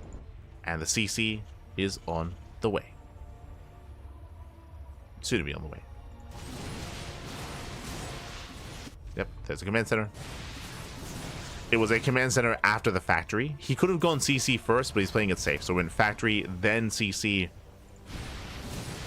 Base goes down. We can see Clem throwing down extra gateways. Clem is supply blocked as well. Ay, ay, ay. Brutal supply block. As Clem is stuck on one base, and ByuN is getting further ahead.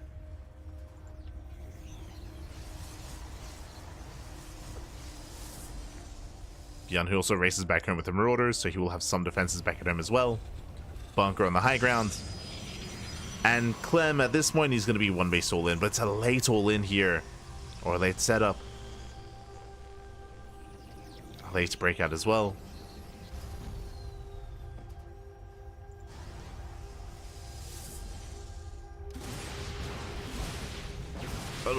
As one Stalker does overextend, brutal pickup. Another Stalker, yeah, miscontrol here by Clem. Does miscontrol. Clem not paying attention. As ByuN punishes. Getting another Stalker. Does he get another? No shot. Okay, thank God. Jesus. As Clem, he bleeds out a lot of Stalkers trying to expand. Back across now, we have more Marauders. Soon to be a tank. This position is becoming fortified. Alas, Clem has no way to reinforce across the map either. He's got 5 Stalkers.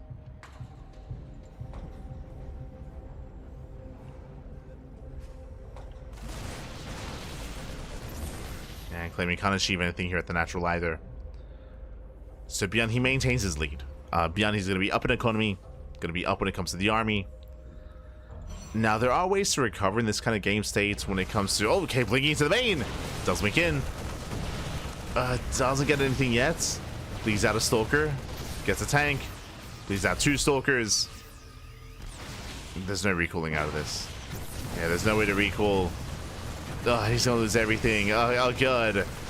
Every Stalker goes down. GG. Again, too many losses there. Too far behind. ByuN ties up the series 2-2. We are going to the ace match. Whew, let's go. We're going to game 5. This is the most that least even that we were asking for. We're going all the way to the ace match. A very, very tense back and forth. Again, Clem was just so greedy this game. Zero scouting. Not just zero scouting. Gate into Nexus, then into the Cyber Core as well. Later, Shield Battery, just a late setup there from Clem. Clem just being far too greedy, especially on Ultra Love, which was crazy. And... we'll see how this story ends, as we are loading into the final game of this best of 5. Up next, Maganatha, the largest map in the map pool. On the one hand, it is the largest map, so it makes sense for Clem to go for the same build. I would not be opposed to Clem going for a gate expand into Cybercore and delaying himself and cutting corners and being greedy, but the problem is, what just happened on Ultra Love is that ByuN committed into a proxy 2x Marauder. We could see that again. We cannot put it past ByuN to go proxy Marauder, so Clem is going to be less willing to be that greedy and to cut those corners. The mind games, they come into play. The mind games are going to be real.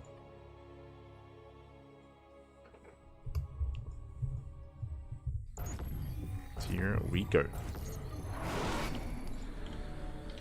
As we find ourselves in the ace match, and spawning in the bottom right hand corner of Maganatha, we have the French Protoss player, we have the blue Protoss representing Team Liquid. It is Clem.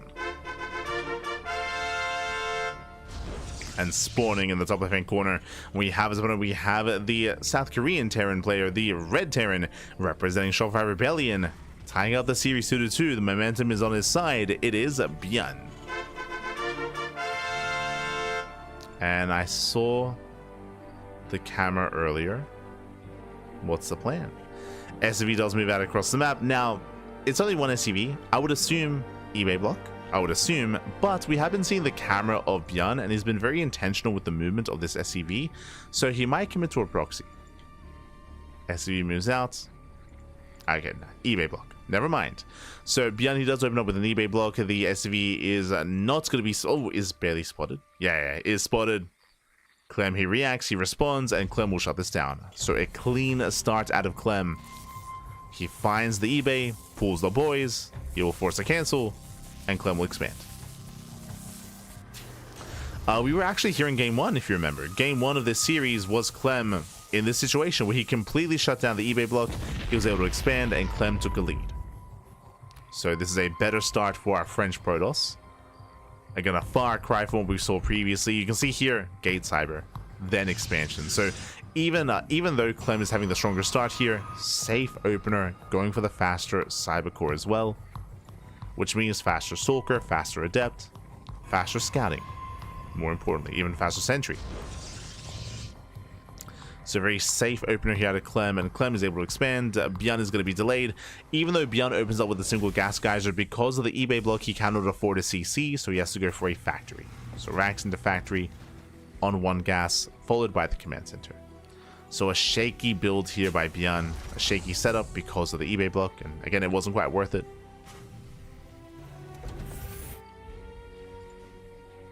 So slight edge for Clem. With here, add-on swap into Reactor.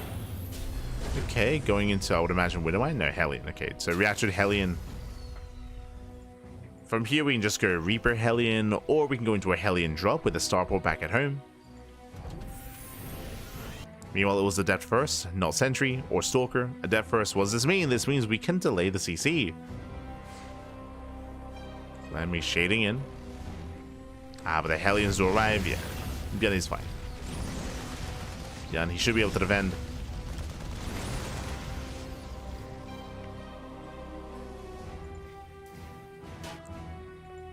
As Clem is still moving in. Clem is still reinforcing.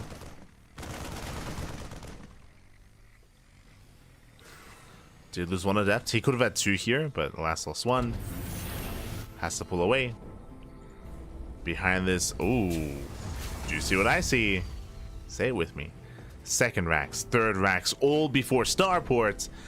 I'm not fond of 2-base all-ins on Maganatha. If you remember, I think we last saw Cure go for a 2-base all-in on this map, and it did work because it's so unexpected. So we have seen this work in the past. Ooh, as the wall's gonna be broken. Hellions, they bust into the mineral line. Clem not in position. Probes gonna be going down. So far he gets 4 probes, not only 4 probes, 5 probes even. Clem holds. Clem, he does hold. But 2-base all-ins are they can be very unorthodox on this map just because they're not very common. Because that Clem, he might not be as adamant when it comes to scouting, and this may catch him off guard.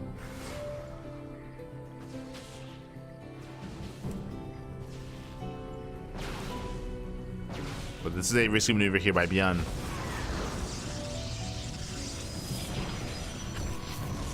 Hellions are being shut down. Nice cleanup. Third base on the way. Is going to be 2-gate blink into a third. Very greedy build here by Clem. And we have early stim. Yeah, stim is already on the way. Bunkers are done.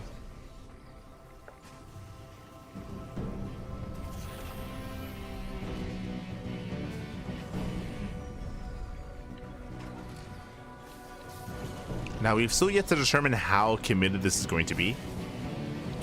Like, technically, this can still lead into a medevac and still lead into a third CC. But, it's looking less likely.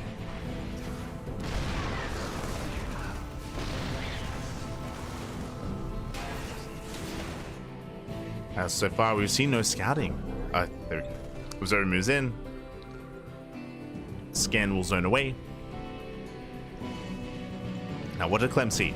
Clem, he saw 2 Raxes. He saw a reactor in the background. He can assume this is going to be a 3-rack setup. Gateway explosion on the way. Bay as well for Colossus. Clem needs more time as the observer gets sniped. But Clem, he needs more time here as the bio army is building up. We'll see if ByuN does pull the boys with this. More gates on the way.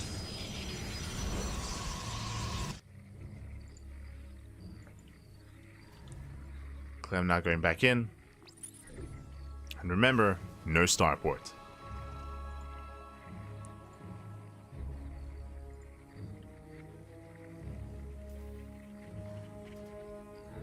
Is the Colossus going to be out in time?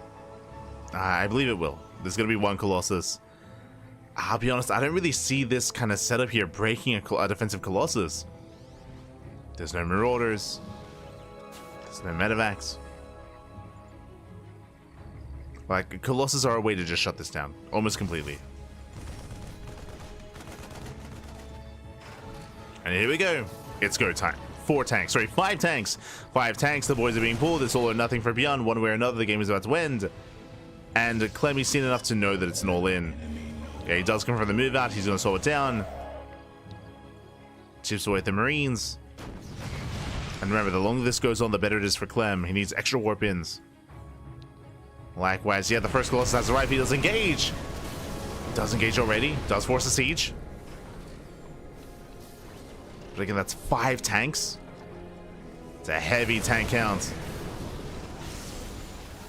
Ooh, tank player going up. Again, Clem cannot engage into the tanks, not pre-sieged. A bit of an awkward engagement here. Tanks, they're getting within range. They're edging closer. Clem staying with the flank. Now to 2 Colossus. Shield batteries in position. Zealots are a little bit late, but they're coming in from behind. The base goes down. Massive pickoff. Takes on the base. Depowers the shield batteries. Here comes the on siege. Clem catching reinforcements. And he needs to collapse in. Actually, Clem going across the map. Okay. Clem, he pulls away. He's supply blocked. Clem is supply blocked. The Zealots, they do get across. They trade well for themselves. But they will be cleaned up. As they do get the final tank. Ooh, they're getting out of hand. Clem playing it slow. But tanks are getting within range of the gateways. The Zealots, they shut down at whatever's left. Now they're turning around.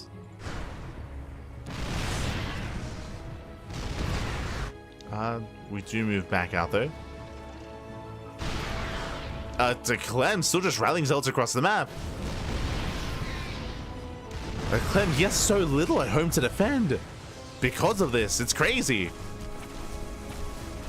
Takes down the depots, I suppose, but this is so risky. Does force a lift. But I don't know if these Zealots are really doing much here across the map. They're not really worth it. They're an A move.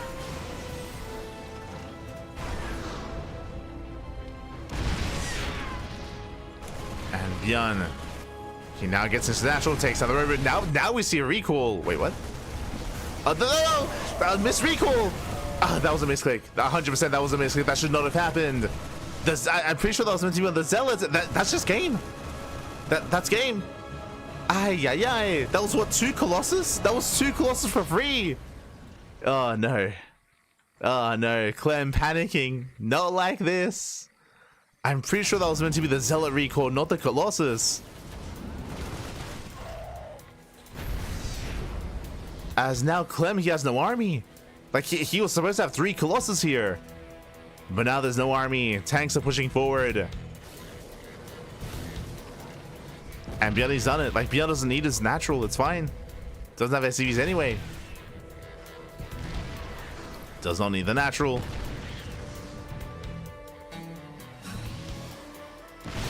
That was either he accidentally recalled his Colossus to the base, or he was meant to recall the probes to safety, like one or the other.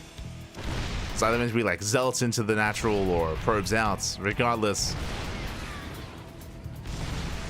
Clem now stuck on one base. He's down to one Colossus. Remember, he lost the Robo and is going for the base trade. It is the only option now.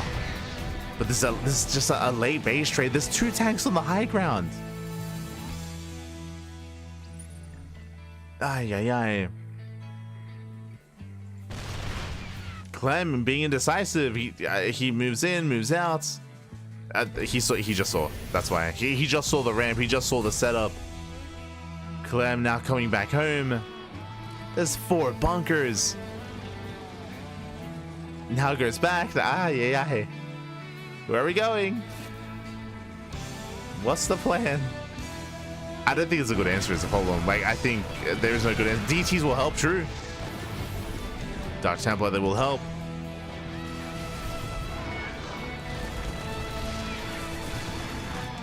As the base is denied.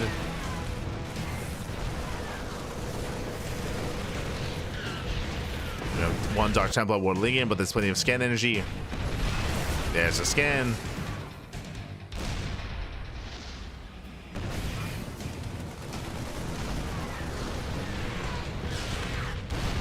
We have safety turrets as well. Zelta collapsing from behind, breaking through the bunkers. Bunkers are going down. Okay. Clem, can he sandwich this army? It's gonna be close, but he can. I can see a world where he can take this fight. Archons are going down. The tanks are exposed. He gets 3. 3 tanks are going to be going down. The Marines out of position. Gets 1, 2, 3, 4 tanks. I think he barely gets all 5. Whew, and with that, with the Colossus, Clem holds. Clem ulti will clean this up. But GG gets called because he does not have enough to keep going. And ByuN, he will claim the series. He will take the series behind this. He's on 2 base economy. ByuN will be this week's PiGosaur Cup champion. GG. GG, well played. Clem panicking in this game. Again, he had a really awkward response. Again, he did not confirm the all-in until it was already moving out.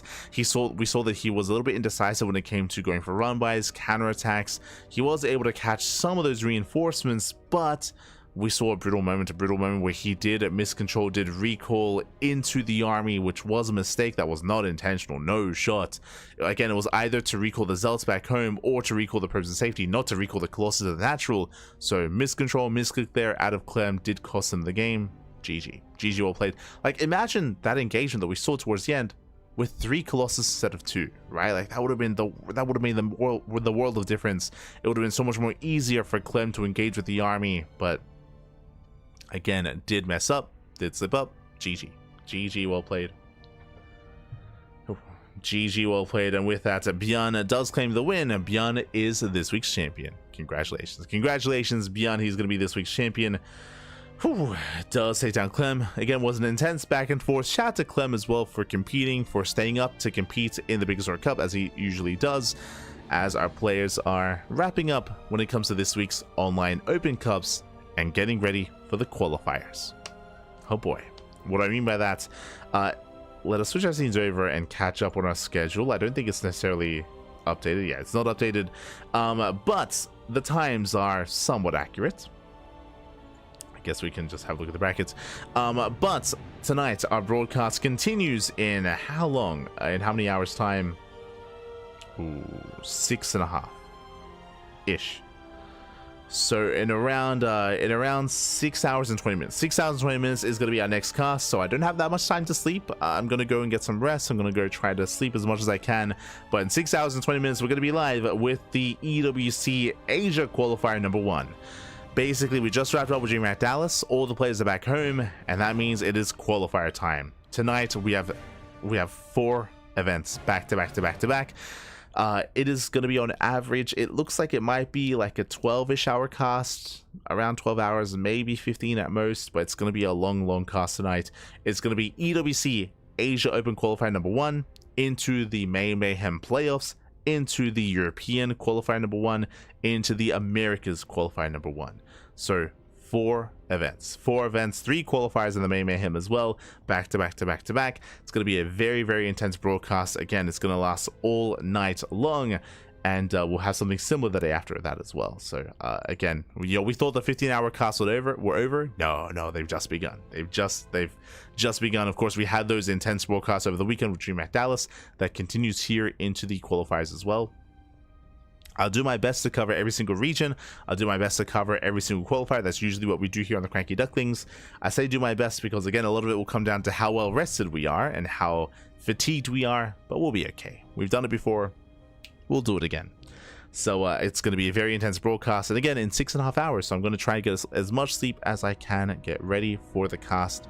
Otherwise, thank you for watching. Thank you for tuning in. If you want some more PiGosaur Cup broadcasting, then this is a weekly tournament. Every single week we have you covered with the PiGosaur Cup. This used to be the PiGosaur Monday, but now it's on Tuesdays/Wednesdays. Now it is a day later instead, but every single week we got you covered with some open StarCraft action where the Koreans and Europeans come together and face off. So do look forward to that. Otherwise, again, when it comes to the EWC qualifiers for the next 5 days, for the next 5 days, non-stop EWC qualifiers for every single region. It's going to be open qualifiers, the open qualifiers for each region, and also the closed qualifiers as well, to determine the final players to be a part of EWC. That leads into next week, Stars Agora. That leads into That leads into Home Story Cup, GSL Season 2. And once GSL season 2 wraps up, then we will have our final players for the Esports World Cup. That's going to be in July. It's going to be in July. So again, it's going to be a very intense broadcast, very intense period in time. Here we go. With that, thanks for watching. Thanks for tuning in. Hope you guys had a great time. Hope you enjoyed the broadcast. Hope you enjoyed the content. If you want some more CranKy Duckling action, then !socials in the chat. !socials, as we are live on a daily basis, multiple times a day, or like tonight or today, like 4 times a day. So again, just non-stop StarCraft here. We cast more StarCraft than any other channel out there, more than anyone else. We have the quantity, and we have a little bit of the quality as well. So thank you so much for tuning in. Again, we'll see you guys later on tonight. Otherwise, you can support us via Patreon. Our Patreon is designed to fund our tournaments. I should emphasize something though, that usually we do have weekly tournaments with Sparkling Tuna Cup, but this week our events are postponed. Last week as well because of DreamHack Dallas. This week because of the EWC qualifiers. Like we have just so much content going on right now, so much StarCraft. So unfortunately that does mean that our events are going to be delayed, but they will be coming back next week. Next week they will be back, so don't worry. We'll be coming back with the Sparkling Tuna Cup soon, TM. Same with our Masters 1 Open and Sea Duckling Open as well. If you want to help us grow our tournaments, if you want to help us boost our prize pools, then you can do so via the Patreon. Bam, actually I can just show you here. There we go. I can show you here. These are the 3 events that we do broadcast, we do host on a regular basis. SDO, Sea Duckling Open, and Masters 1 Open, those are monthly tournaments, and Sparkling Tuna Cup is a weekly. Again, for the past 2 weeks, we haven't been able to host it just because of Dallas and just because of the EWC qualifiers, but once they wrap up, should be back to our regular scheduled tournaments. So you can help support us via Patreon. Otherwise, we'll see you guys later on tonight or tomorrow or at some point during the week, because we'll be live. You'll find us eventually. we're gonna be live the entire week. So thanks for watching, thanks for tuning in, and we'll see you guys when we see you. Hope you have a great day. Hope you have a great rest of week as well. See, I'm already slurring my words. I'm already passing out. So I'm just gonna go get some sleep. But thanks for watching, thanks for the support. We'll see you next time. Ciao, papi, ciao. See you next time.